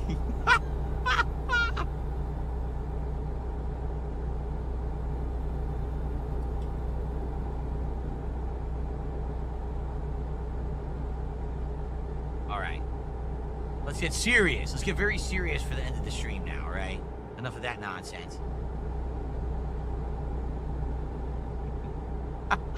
Oh, yeah, that's a good point. I've never seen Triple P cry on stream before. And we watched DSP cry on stream on his own birthday today. And there's at least like 5 other times he cried. Okay. So I don't know. Hold on. No. All right. Ladies and gentlemen, I got something to say. Ready? I'm going to say this now, and I just got to say it, all right? It's so funny because all these people on the internet, drama, right? I make drama content, I make lolcow content, drama content, okay? I'm sorry to say, are you not aware that drama content, gossip content, this whole kind of content, you do realize that is female-centric or gay-centric content, right? What is the showing the socks content? Who is that centric? Is that dented centric? I think that's pretty fucking gay centric if somebody wants to see Darkseid Phil's feet and his underwear. It I always don't know. has been. I got no problem with gossip. I love gossip. I don't care if it's gay, straight, trans, LGBTQIA+, minus, multiplied, or divided. I don't give a shit. I like it, and that's what it is. I'm comfortable with it. But seems like DSP is the guy who's not very comfortable with his sexuality if we need to make it about that. And he loves gossip too. He loves gossip. 1,000,000%. But he likes the shitty gossip, which is the uninformed gossip, which is the hearsay gossip. Oh, I heard that fucking, like, a duty. He lives in, like, I don't know, like Venezuela, in like, the slums.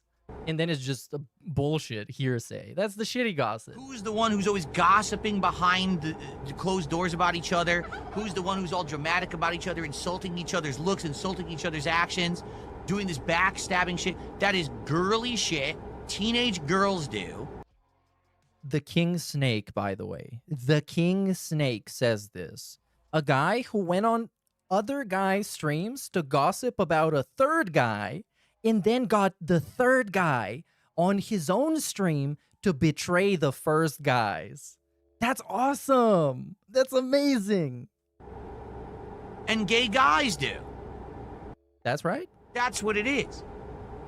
I'm sorry. So if your entire existence on the internet is dealing with drama, right? Making fun of someone. DSP, he holds great value behind your entire existence on the internet, which I think should be reverse. It should be opposite. I think your entire existence on the internet should not matter and should be not important.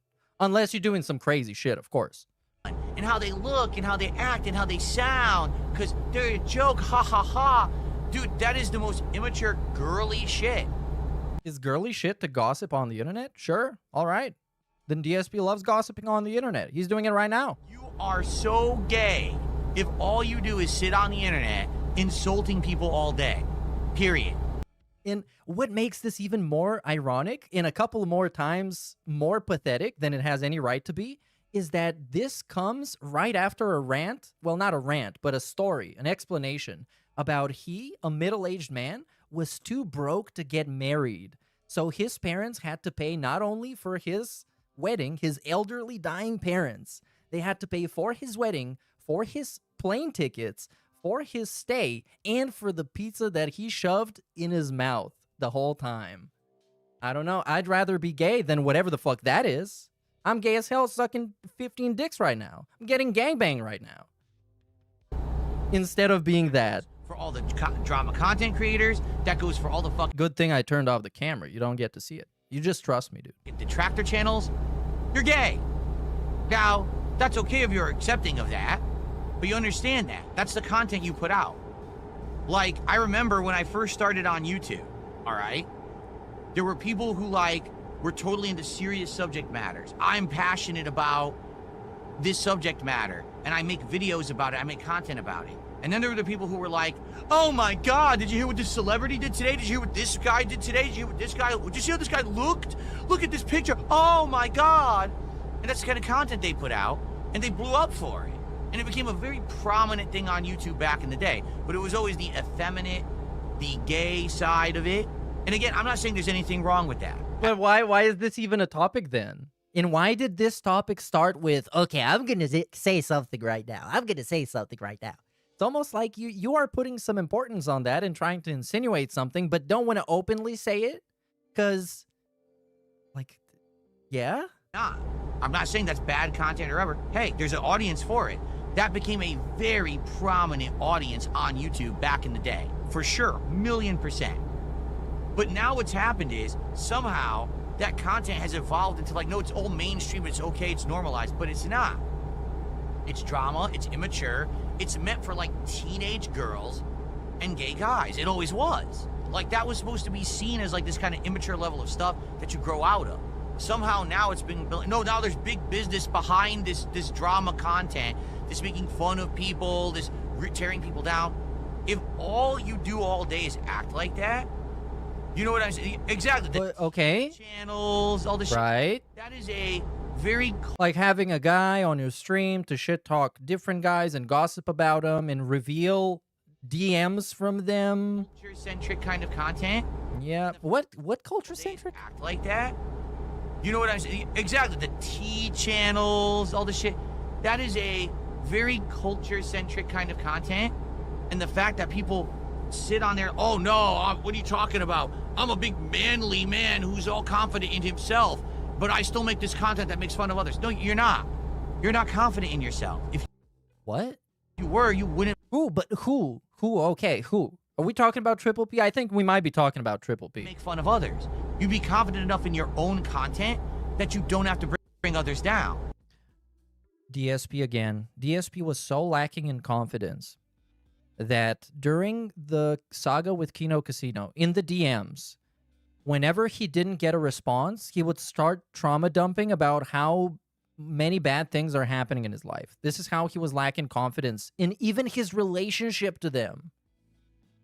The only people who have to do that are... Talk about lacking confidence. The guy that only started dressing up semi-appropriately because another guy made fun of him. Talk about confidence. people who are not confident in themselves and or have this feeling of like... Talk about confidence. The guy that can't have a single original idea for his stream and just go with it because he has confidence in it. We need to have levels and levels of validation and reassurance. Phil, this is a great idea, man. You should do that, man. Maturity, drama, again, teenage girl shit. And that's a whole business on YouTube now, but it's like, but it's normalized, right? No, it's not. If that's all you do, there's a problem there. And the problem is you. You're an insecure little bitch who just sits there crapping on other people. You're the little sissy, not the person you're making fun of, because they're just trying to live their life. Are we still on the there's nothing wrong with that? Because now we're in sissy territory. And once you go sissy, you go missy. You're the sissy girl in the equation. But the thing is, that used to be known. That actually used to be known mainstream. Like, you'd look at that and be like, all right, you got your little T channels and your little, you know, this guy on the internet who acts effeminate and he talks like celebrity gossip and shit. But now it's become like, oh, but now it's mainstream acceptable because you had guys who turned it into big business. No, it's still stupid. It's what? Still this whole thing made zero sense. Mature. It's still gay. It's okay if it's gay, but you have to accept that it's gay. You have to accept. Immature, by the way. He's watching what was it? The Muppets. He's watching The Muppets with his wife, talking about immature. That it's this guy that assembles Lego on his stream. Talk about immature. Lego sets for children. Talk about immature. Immature girly shit. It's effeminate. Dudes who are straight and confident in themselves don't. Oh, and he pointed at himself. Look at this. It's effeminate. So confident. Dudes who are straight and confident in themselves don't have to talk shit about other guys constantly. He just talked shit about Triple P at the start of the gay segment when the guy brought up what was that? Estrogen. Because they got their own shit going on. Why do I care about what anyone else outside of my stream is doing? I don't. You guys come into my stream. Did you hear what this guy said about you? Did you hear what that guy said? I don't give a fuck. Dude, today I ran a great stream, an entertained audience. Oh my god, that's okay. There's a comment in his chat by Mendicidad who says, I don't know, man. You act like the Michael Jordan of F-slurs when a female is on the screen. Which I don't even know how I didn't think about that. Guy is crazy terrified of women. Nothing says being super confident in your masculinity than being terrified of women. I made bank. Everyone had a great time. Why the fuck do I care what anyone else on this planet did today? I'm the one in charge here. I'm the big cheese. But wait. Hold on. Doesn't that also mean that you can be a gay boy and you can make the drama content that you like and make bank and have fun and not give a shit? Isn't that also what he's saying? I don't have to sit. So this complete segment becomes obsolete. This is just a cope segment. Because there's people making content he doesn't like that get wild amounts of views and money that he will never be able to attain. And crap on other people because I'm happy and I'm successful. If all you This segment is about crapping on other people. do is crap on other people, that's because you ain't got shit for yourself because you're a bitch. You're a little coward. You're a little fucking sissy girl. Is that's it? And that's okay. Remember, that's okay. Not a big, there's really no other way to spin it. If all you do is shit on others all day, you're an insecure little cowardly bitch. And you will never have anything to do for yourself besides dump on others. The day that others don't do embarrassing things, you have nothing to do. Because you have no content. But does it matter? This is always like one of my 4 essential points. It's a fucking YouTube channel. You can make literally whatever the fuck you want. Like yesterday, I had 2 things to say about him getting the game, and I just made a 3-minute video about it in like 5 minutes. It's a YouTube channel with fucking videos. And of course, he puts his entire self-worth on 15 years worth of dog shit landfill videos that are garbage. And of course, to him, it matters a lot what you do on the internet because that's where his entire identity is from. And that's where his entire identity lives. So, of course, to him is very important what somebody does on a fucking YouTube channel. And YouTube channels have never been taken less seriously than they are now. People just make whatever the fuck. It's just bringing up other people's shit. That's not content. That's non-tent. That's you only rely on others to have success for today. Literally, the entire world could blow up around me today, and I would still have content to make. I'd have games to play. I'd have things to do. What if games go away? What is he gonna do? Sit there and beg? But that's what the previous thing we watched was about, the 3 paths. Because the 3 paths are about what's gonna happen if DSP stops playing video games, because he's old now. I don't rely on others to have a bad... So he's gonna beg. He's gonna be begging. I think making drama videos is way more dignifying than begging. bad day for me to have a good day. But sadly, there's just a lot of people that's their entire existence on the internet. Sure. Your entire existence on the internet doesn't matter for shit. It's worth nothing. The worst kind of... It's your existence on the internet. Fucking internet. YouTube can take it away from you at any point. Twitter can get you banned. Instagram can ban you. I've been banned from Instagram literally for posting a song. Because I posted No Quarter by Led Zeppelin. And on the cover, apparently, there is a naked lady. Apparently. But the song itself was uploaded on Instagram, and I just put it on my story and got banned. That content. That's epic. It really is. It's just a bunch of bitches. A bunch of little sissy gay bitches. And now there are sissy gay bitches. So there is something wrong with it. So many contradictions. There's nothing wrong with that. There's nothing wrong with that? As long as you're okay with that. But isn't it funny that if you ever say that to them, what? Oh, what? Cool. Ooh, now we're inventing trolls. Not even trolls. We're inventing random people that react in a way that he wants them to react. This is the next level of straw man. Me, effeminate, me, not confident in myself, me. Yeah. That's why you have to do this stunt. That's why you have to act like some fucking bitch on a stream, constantly talking shit about other people. Soul at 2 a.m. did a $2 super chat. Is it okay to be gay? Yes, it is. That's fine. As long as you accept it. As long as you accept being gay? That's what I mean. Like the people This is so trash. It's such a trash segment. who are... It's so disingenuous. You just want to call him the fucking F-slur, dude. Let's be honest. He wants to call people that don't like him and talk shit about him and fucking gossip the F-slur. He wants to do it.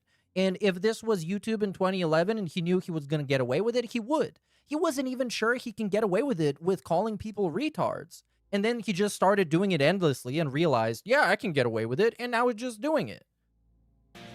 But we don't need like a 30-minute segment going back and forth. Is it okay to be fucking gay? That shit makes you weird, bro. prominent for making that kind of content will be like, oh no, what are you talking about? No, I'm a super confident ultra butch male, bro. Who? Yeah, sure you are. Who is that? Is that Keemstar? Are we talking about Keemstar? We're talking about who? I don't even know. Whatever you say. Nick Smith did a $2 super chat. Says, who's your favorite gay? And now, of course, he made the topic, and now he needs to deal with people interacting with him on the topic. There you go. Let me tell you, this is a topic that I think about all day. What I do is I I have an actual Oh, and this is now like the unfunny part. ranking of people who are homosexual, and I rank them all day in my head, and then sometimes the rankings change during the day's events because I just sit there on drama sites and social media, and I see what they're saying and doing to each other, and I just constantly have the ranking fluctuating all day long. This coming from a man who DMs other men incessantly like a scorned lover at 2 a.m., 3 a.m., 4 a.m.? No, I'm not taking it. And speaking of which, we might as well just get to it. This is going to be, I think, a Lummox video, I think. Wings of Redemption times out DSP. And drama ensues. And I hope we're going to see DSP's messages. I think we will. Why are you guys so obsessed with... So again, Phil, because Wings was on stream with him once. Wings, obviously, is a fat bum who is completely unserious in what he does and completely unreliable. And everybody should know this, including people that work with him like Keemstar and Boogie and DSP. But DSP doesn't take no for an answer, especially when the question is, can I have an apology? So he showed up in Wings chat. It was so late that I caught it live. That's how late it was. So it was around this time, I guess. And he showed up to grovel at Wings' feet and beg him for an explanation as to why Wings doesn't respond to Phil's text. The stream, by the way, was boring as fuck. This is one of the worst gaming streams I've seen in my life. Because it's mostly this. Kicking it with the big dog status. Back at it again. Another day, another day. This shit. And fucking delete this shit again.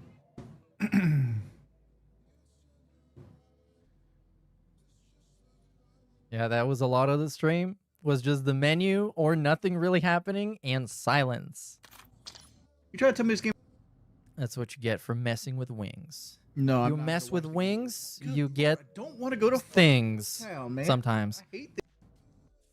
I don't on anything. Let's get to the DSP part. Maybe I should have watched the DSP detractor video that focuses on what DSP did, I guess. But it's too late now. Oh, here it is.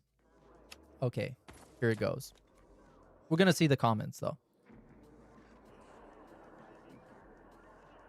Well, he's not responding. Not a good sign, I guess, says Phil.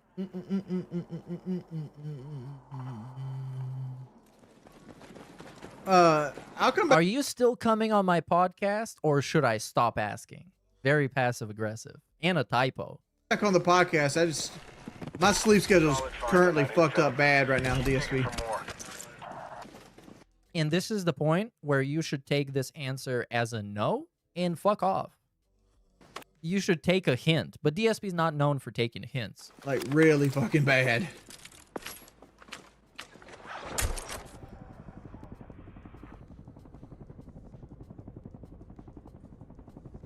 No, I didn't misread your comment. You were criticizing DSP for donating $5, and you started going about, well, after YouTube gets this cut, and Uncle Sam, the shit I do, you were mocking me is what you were doing.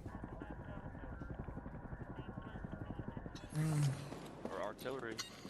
So DSP sends him a 20, and this is where we start. Well, not we, but Phil starts with the narrative that he was trying to hit Wings' goal that doesn't exist and he doesn't know about. But the mod that timed out DSP actually wants, he's like a secret detractor of Wings, so he wants to cuck him from getting money. What he's saying is true. I rarely respond to people. Like, I'm so antisocial.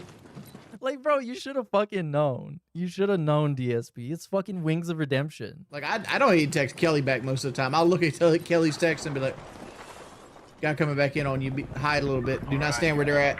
Sending you back in. On the crate. Why is he asking me? I message him privately if he ignores private messages. That's a good question, but you're talking to fucking Wings of Redemption, bro. The guy's retarded. Trying not to get caught so I can provide. Like, you shouldn't be dealing with him in the first place.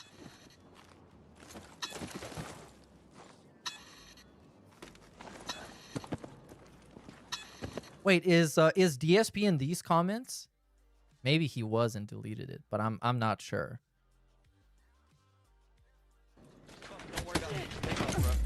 How much do I have to send for Wings to just talk about the podcast appearance honestly? I'm not a troll. Imagine you show up doing this in DSP's chat. You would be banned immediately. Banned on sight. It's all good. Not even on sight, on smell. Just the moment he can sense you, you're banned. Two fucking tanks, bro. Shit. All I had was C4 and I couldn't do anything.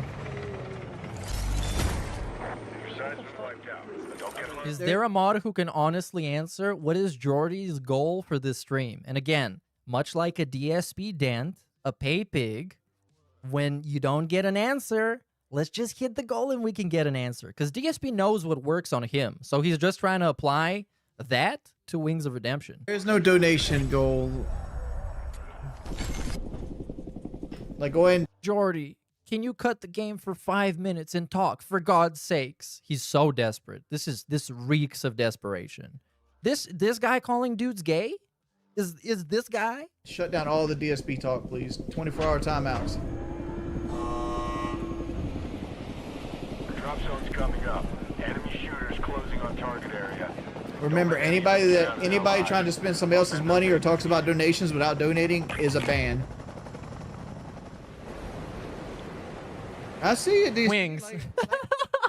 Wings, I'm right here and donated. Like I told you before, like you got to contact me. I know I'm bad about responding, but that's the best way to do it. I don't like to talk in public about stuff like that. I did contact you, Jordy. Because then there's expectations. But that's all the DSP has is expectations. DSP and Wings are the worst collab couple ever. The worst. They complement each other in all the wrong and shitty ways. How you like your new chair, man?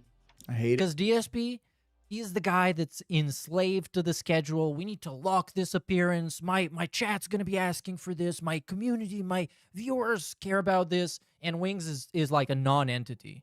He doesn't comply. He doesn't cooperate. He just exists. I just got one myself. And then when they get to talking, it's fucking DSP being a complete self-absorbed narcissist and Wings just existing. You don't like it? You like your older one better? No. Like in my head, there's a chair that's supportive that doesn't hurt my body. Like this makes the top of my thighs hurt. This game skip. We don't care about it. No. And at this point, I think he got banned. Let's see, the best thing holes and all this other shit. I got my own truck problems. I got two different teams here. Two different teams here. Let's see. The best thing we can do is keep You gonna just keep this area locked for a minute? Oh my lord, you guys make too much drama out of too much nothing. So DSP again replies to the mod, who basically told him to chill out. He canceled last week and kept me waiting over a week. I do deserve an answer on what is really going on. Okay, technically, did that happen? Yes. Did he did a thing that's shitty by ghosting you and not even giving you an answer that could have been no? Yes. But is DSP looking like a complete fucking dent and a complete cuck and a complete rejected girlfriend? Yes. Especially when in context, this happens in the middle of the night, his time. Fuckers are bored, aren't they? Dog, all I'm doing is sitting trying to play some fucking Battlefield until fucking Chick-fil-A opens and go get me fucking Chick-fil-A. That's my life goal right now. Get you some chicken minis. That's what I'm gonna do. Shit.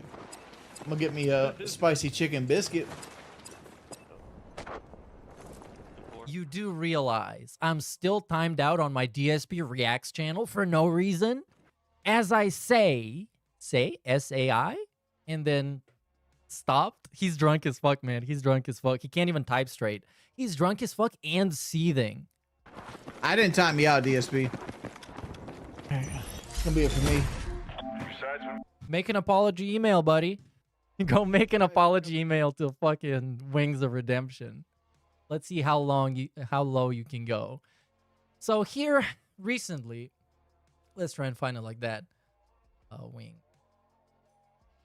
I want to find the last update on that front, because I think this from 10 days ago, it is pretty much the most funny one, the most entertaining one, but it's not the latest. And I didn't have it prepared, so let's just say I can go look at the raw fill archives that I got, but fuck it. Let's just watch this one, where Wings gets banned from the Level 1 podcast until he apologizes. Like, maybe we should just go ahead. Oh, fuck. Address it now. You know? Now we got to listen to the dog shit background music. This is garbage. Oh, all right, let's do it, okay? So here's the deal. Let's get you all caught up on this topic of Wings of Redemption. So here's what happened. Thank he said you. he would do it. Definitely a necessary the night skip. Before he cancels, he says, I can't sleep. I'm not feeling well. Let's take a rain check. And I responded and said, all right, let's do it next week instead. Same date, you know, same Monday, just a week later. He never responded.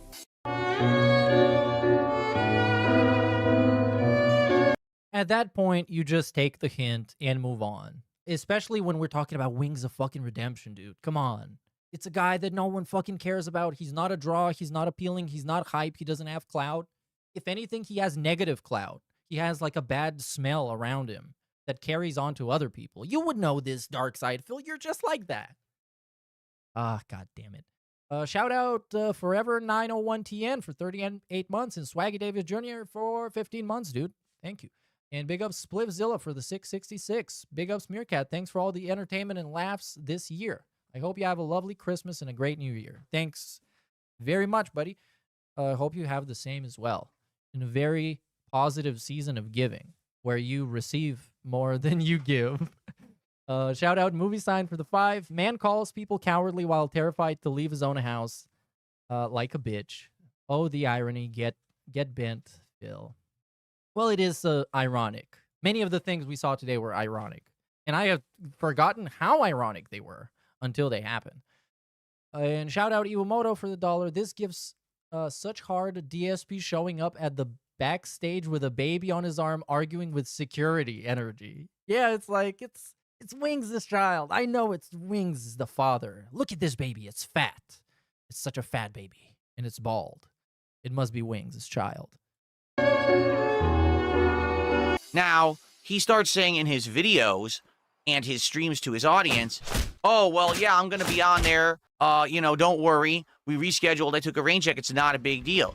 But the thing is, his trolls kind of know how he behaves and saw the fact that he last-minute rescheduled as a bad sign. They were actually... That's like, it's not just his trolls, I guess. Any person with any knowledge of Wings of Redemption knows that he is fundamentally unreliable for anything. So they don't count on him to do anything other than exist. shocked that he ever appeared on... Some don't even do that. ...on this show.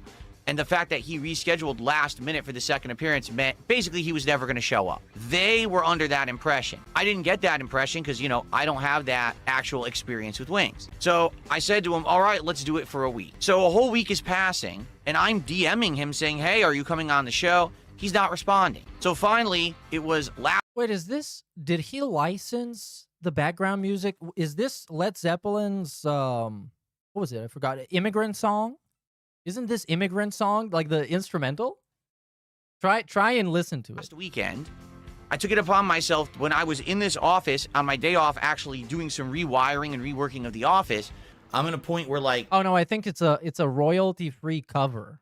When you kind of... When you change something a little bit. You know Vanilla Ice? How he used to do that? Yeah, it's that kind of thing. I'm a very, very busy, hardworking professional. Look at how much time I have to put into my streams in order to make ends meet. To just randomly... Time doesn't mean anything. And this is one of the big excuses that many people use, which is trying to justify something's quality based on the time you spent on it. Which it just doesn't work like that. I know it might seem unfair, but it just doesn't work like that. You can spend an immense amount of time making a painting that ends up being ugly. Or making a song that sounds like shit. I've done it, trust me. see he was streaming. I was like, oh shit, maybe I could like talk to him on his stream quickly, get his attention. So I jumped into his chat that afternoon and I said, hey, what's the deal? Are you coming on the show or not? And basically he says, don't be offended that I'm not responding to your DMs. I don't really respond to people's DMs. I'm just an antisocial guy. But the reason that I don't want to commit to being on your show is my sleep schedule is still screwed up. I'm literally sleeping all day long, waking up in the evening, streaming all evening through until noon the next day and going to sleep in the afternoon. Also, I don't know what I'm doing with my wife this weekend, and that's going to affect my sleep schedule, so I can't commit to Monday, but I'll let you know. That sounds a lot like a DSP segment. Okay, and I told you guys that in a podcast earlier this week. It's up to him. In fact, what I did is I responded to him in a DM, and I said, okay, the ball's in your court. Any day this week, you can come on my show. It's completely in your control. You tell me what day you want to come on the Level 1 podcast, and we'll do it special just for you, for your schedule.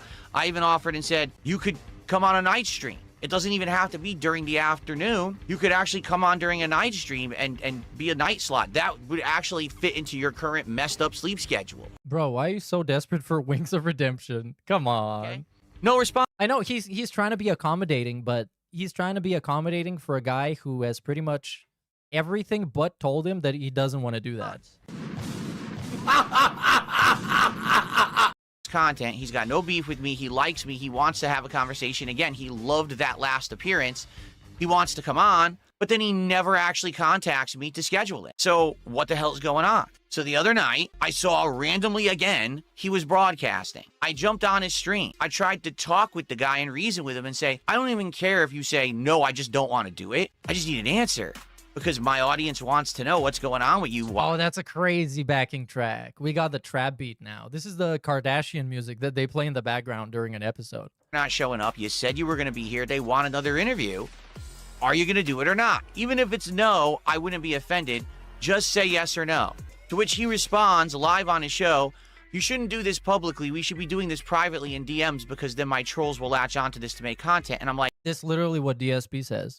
He said that same shit to Keemstar. Jordy, I've been trying to talk to you in DMs for over 2 weeks. You don't respond. This Keemstar was trying to talk to Phil in the emails for over 2 weeks. That's why he showed up to his chat eventually and got banned on site. This is the only way I can even get you to say something. That's why I'm doing it this way. So here's the thing about Wings that you guys may not know. Unlike me, he has publicly stated he hates being a streamer. He absolutely hates video games. And he wishes he didn't have to stream them, but that's his job. He only does it to make money. To be honest, I respect that a lot more than coping and pretending to pretend to like those things. So yeah, I don't think DSP likes video games anymore. Like, I don't think so at all. He literally has said this over and over again in his content. I've heard the words come out of his mouth. It's not like, oh, I'm watching troll. Yeah, we can tell. This is what he... It's no secret. Says, okay? Well, I heard this. It's got to be true. So I said, all right, how about this? He's sitting on his stream playing Battlefield, and he won't give me an answer. How about this? I'll just contribute. Money, money, money, money, money, man. And I'll make it so that he's hitting his goals, and then maybe he doesn't have to worry about playing this stupid game, and we can have the conversation, even if it's a... But you're giving him money so he can talk to you, not so he can hit his goal and not play the game? 5 minutes. Like, come on, you're trying to bribe him, which is pathetic, considering this is Wings of Redemption, and this is the same shit the Dents do to Phil. Come on, bro. And he says, no, I don't want to go on your show. At least the conversation's done. So I sent the guy a couple super chats during his stream saying, hey, I'm here. I'm to contribute, to be positive, to help you hit your goals. And I even said to his moderators, what is his goal for this stream? Does he have a goal he's trying to hit? I'll hit his goal for him. I'll help him out. That way, he doesn't have to worry about playing this game he claims he hates playing on stream, and we could chill for a few minutes here and figure this out. His moderators literally played dumb. I'm not kidding. His moderators, Jordy sometimes has a goal. I don't know if he has a goal for this stream. I don't know. They knew. They know what his goal is. They were lying, okay? They lied to Phil so they could backstab Wings of Redemption. Isn't this gossip right now? Also known as gay? Moderators are playing dumb and being stupid. What? For who knows? I cannot believe this. All right. So after basically trying to get this guy to respond to me during the stream, he starts ignoring me, and one of his moderators actually times me out for 24 hours. Yeah, he was spamming. He was spamming trying to make the stream all about himself. Yes, he was being dented. Dented.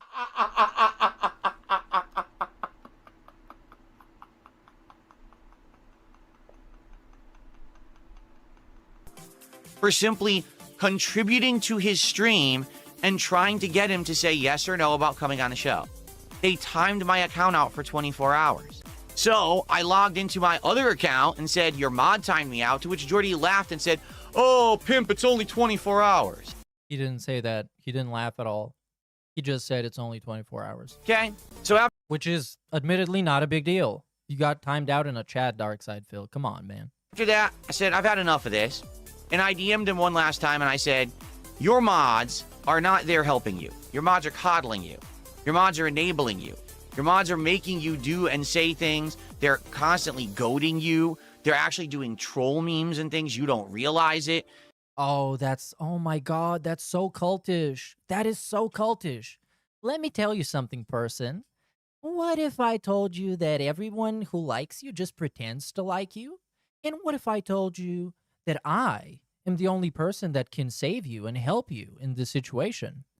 And all you have to do is just do what I say and what I want, and don't listen to those people at all because they're just trying to poison you. Not cultish at all. Not cultish at all. They get you to act how... Specifically, when he didn't explain why this is like that, it just seems like projection. They want. You're like a puppet to them. You understand? They're not there to protect you. They're there to basically do things that will harm you, and you just don't realize it. By timing out Darkside Phil. That's how he came to that conclusion. This guy timed me out. Therefore, he hates wings. I'm the only guy who likes wings. It's legitimately so fucking cultish. And it's so, like, transparently manipulative to the point where it becomes shameless. It's almost like, how fucking dare you try and manipulate me like this with this basic ass shit, with this basic ass fucking gaslight. Like, it's offensive. It's offensively shameless. 220 just did 100 kicks. Thank you, 220, for the 100 kicks. Because no one in their right mind would have someone coming on a stream contributing and time them out for wanting to have a 5-minute conversation about something that you said you're interested in, okay? But he didn't want to have the conversation, and you kept spamming, and you got timed out. Sounds like they did exactly what they had to do. Considering also, we need to go back to the previous video so we can go through something that I didn't notice here. I actually did notice. But I think at some point, let me just type time.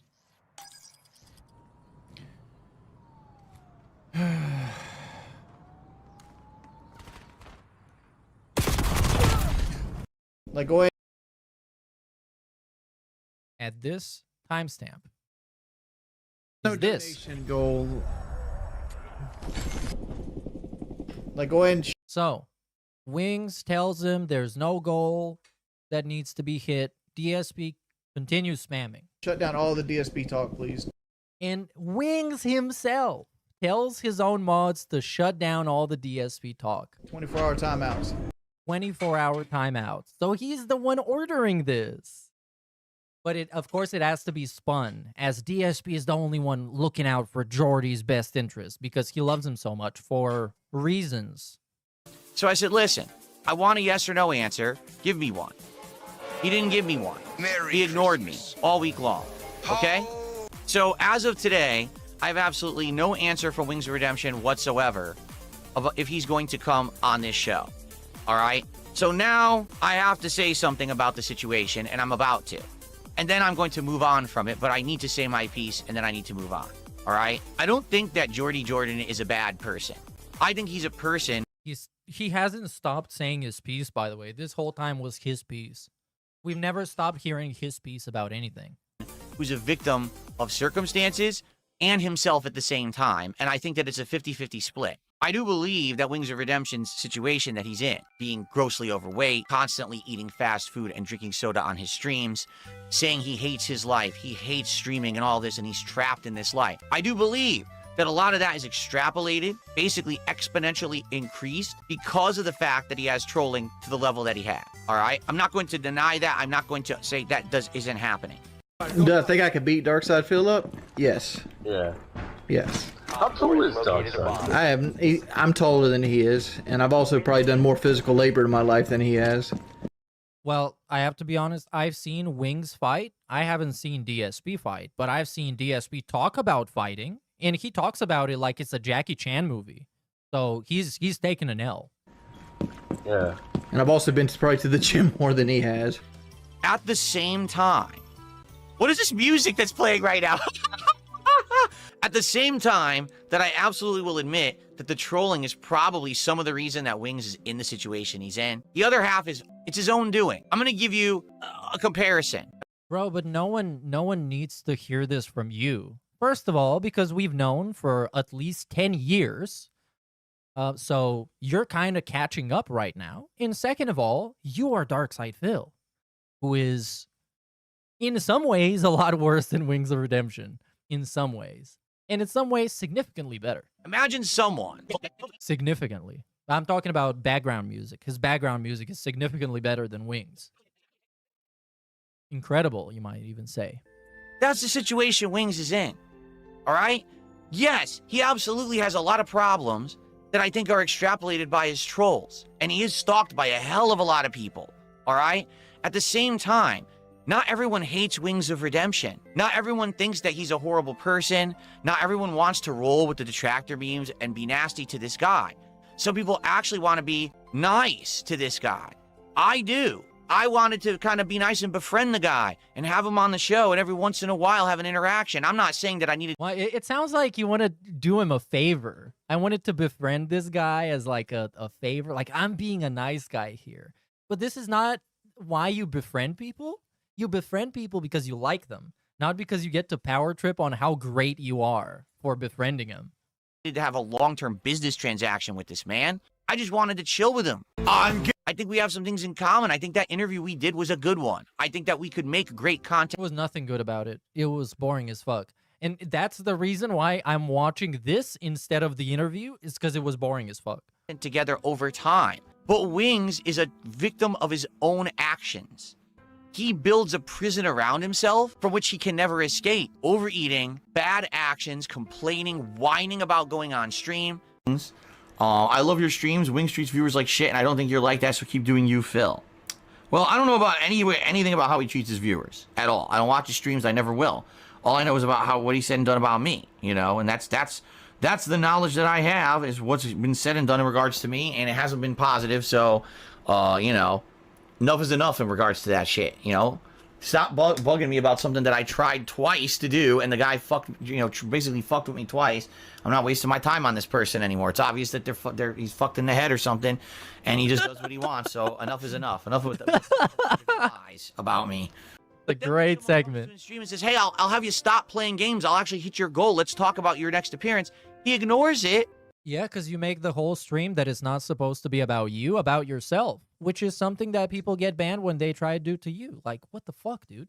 He blows it off. He tells me to DM him where he's already ignored me for 2 weeks in DMs, and then his moderator times me out. No, he told his moderator to time you out. So essentially, he timed you out. Dude, this is your own creation. I like you. I want to hang out with you and be a positive person. And here's my take. I don't think this is a hot take at all. Matter of fact, I think it's very logical.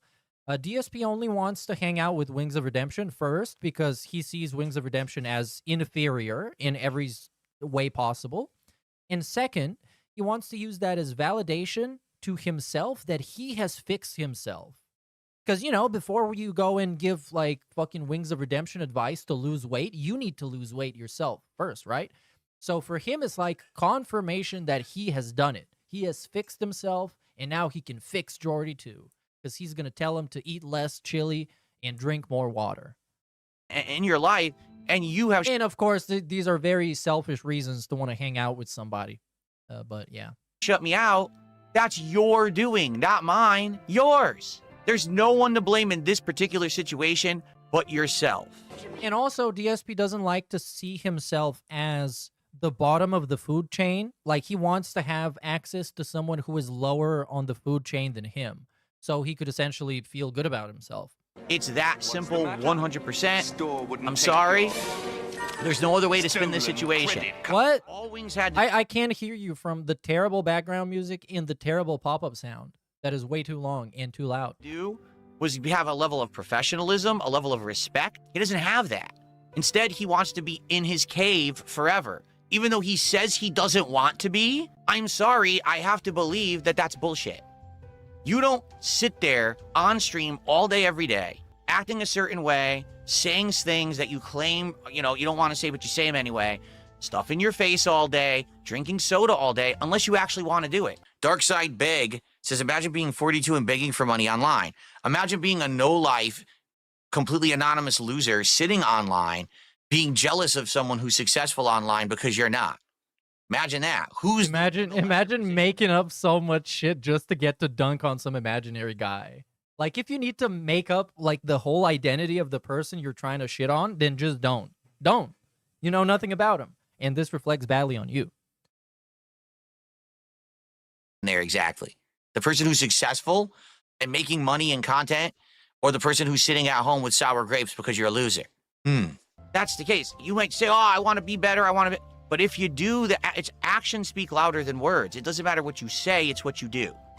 His actions have outright said this is what he wants to do for the rest of his life. And it doesn't matter how many people care, how many people try to support him, how many people try to help him. He's never going to change. It has to be him that makes the change and nobody else. No one can help this man but him. Oh, are we still talking about Wings? Because this sounds a lot like a different guy who seems like he's talking to himself. He refuses to help himself. So because of that, I'm done. I'm done trying to reach out to this guy. Yeah, but he's like, this is unrequested support on his part. Like, no one whatsoever, including Wings, asked DSP for fucking advice about anything. Because DSP tried to frame this whole thing, even initially, when he was having the interview, he started talking about it like he wanted to fix Wings. And Wings didn't give a fuck about that. He didn't ask for that, and he didn't definitely care about that. And these are things that are basic as fuck, and he's heard a million times before.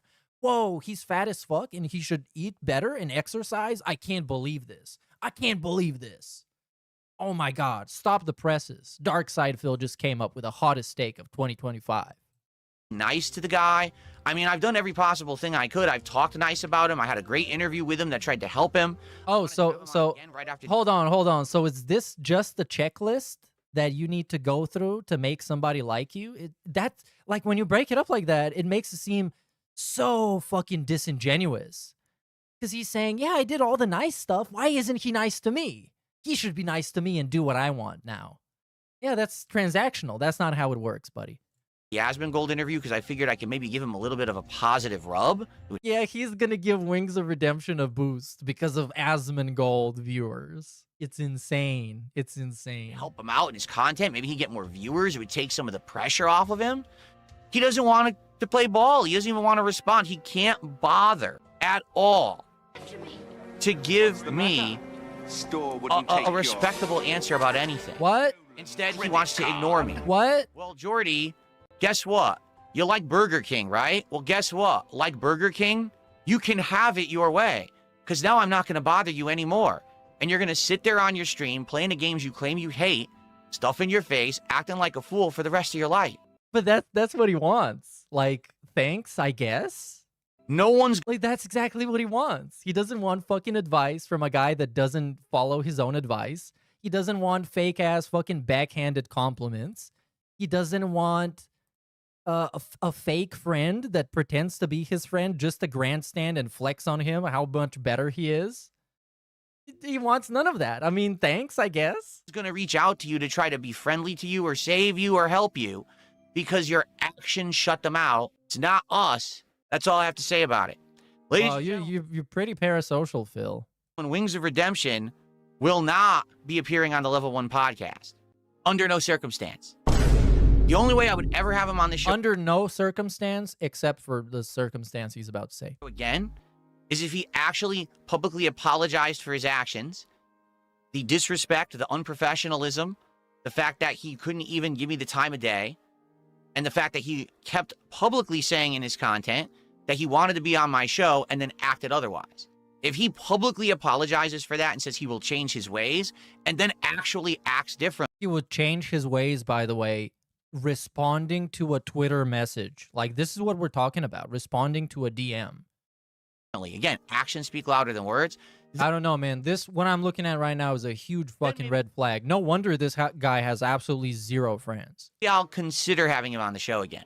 But as of now, Wings of Redemption is banned from my podcast and will not be appearing ever again.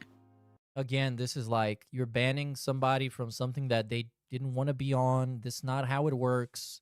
No, it's like me being banned from like some fast food place in Nigeria. Like, obviously, I'm not gonna be fucking going there. It's on the other end of the world, and I don't fucking care. I'm not going to react to it. It's such a low impact diss to say somebody, you're fucking banned from the place you didn't even want to show up to. And that's why this whole conflict that I created started, because you didn't want to show up to it. But now you're banned anyways. Even if you want to, you can't come on my show. You can come on my mouth. Face, I have no idea if this didn't hear that. is actually a Wings of Redemption moderator or not. I timed you out for spamming. There was no spamming that took place. You sent numerous messages saying... Yeah. Sydney Sweeney is banned from my bedroom until she apologizes for ignoring my Twitter DMs, of course. I have no idea if this is actually a Wings of... She's joining the lines of Sabrina Carpenter, Ariana Grande, and The Rock. Redemption moderator or not. They're all banned from my bedroom. Spamming. There was no spamming that took place. You sent numerous messages saying the same thing after we told you to stop. That didn't happen. It was me trying to have a conversation with Wings, and it was... No, but that happened. You spammed, bro. Come on. What are we fucking talking about? This is a middle-aged dude. So humiliating even having this whole conversation. You out for spamming. There was no spamming that took place. You sent numerous messages saying the same thing after we told you to stop. That didn't happen. It was me trying to have a conversation with Wings. Yeah, well, it was not a requested conversation. And it was not spamming whatsoever. It was spamming. And to call me dumb after I apologize low. When did you apologize? When did you apologize? Oh, he didn't see it. It didn't happen. What are you even talking about? Doesn't exist. There was no apology. I was timed out. I wasn't even able to talk. I came back with another account, and no one talked to me except, what was his name? Mario, I think his name was. And he was very nice. He was like, I would never time you out. I'm sorry that happened. You know, I would let you talk to Wings. You were nowhere to be found. You ran for the hills. So nice try. You're the one who did the bad act. You're... What? What is he talking about? This is so cringe. He's talking about a stream chat, dude. You're the one who now made Wings look bad, and now he takes... No. ...the flack for you and your horrible actions. I want you to think about that. You're a moderator. You're supposed to be responsible for behavior, and I get it. I get moderators that get overzealous, too, and I... There is no donation goal. Again. 24-hour timeouts. What was that? Like, go ahead and shut down all the DSP talk, please. 24-hour timeouts. Oh my God. Have words with... That's crazy. ...with them, too. You're not doing Wings any favors acting like that. All you're doing is you're coddling the guy, and you're allowing him to self-enable himself to fail. That's epic. That is epic. I love this. And I think this is going to be the end of the stream. There is some other stuff that I want to recap from this year, but just so I don't repeat myself excessively, because we're going to cover this on TBS today. I'm just going to leave it at that. So you just show up to our Christmas thing and you'll see what I'm talking about.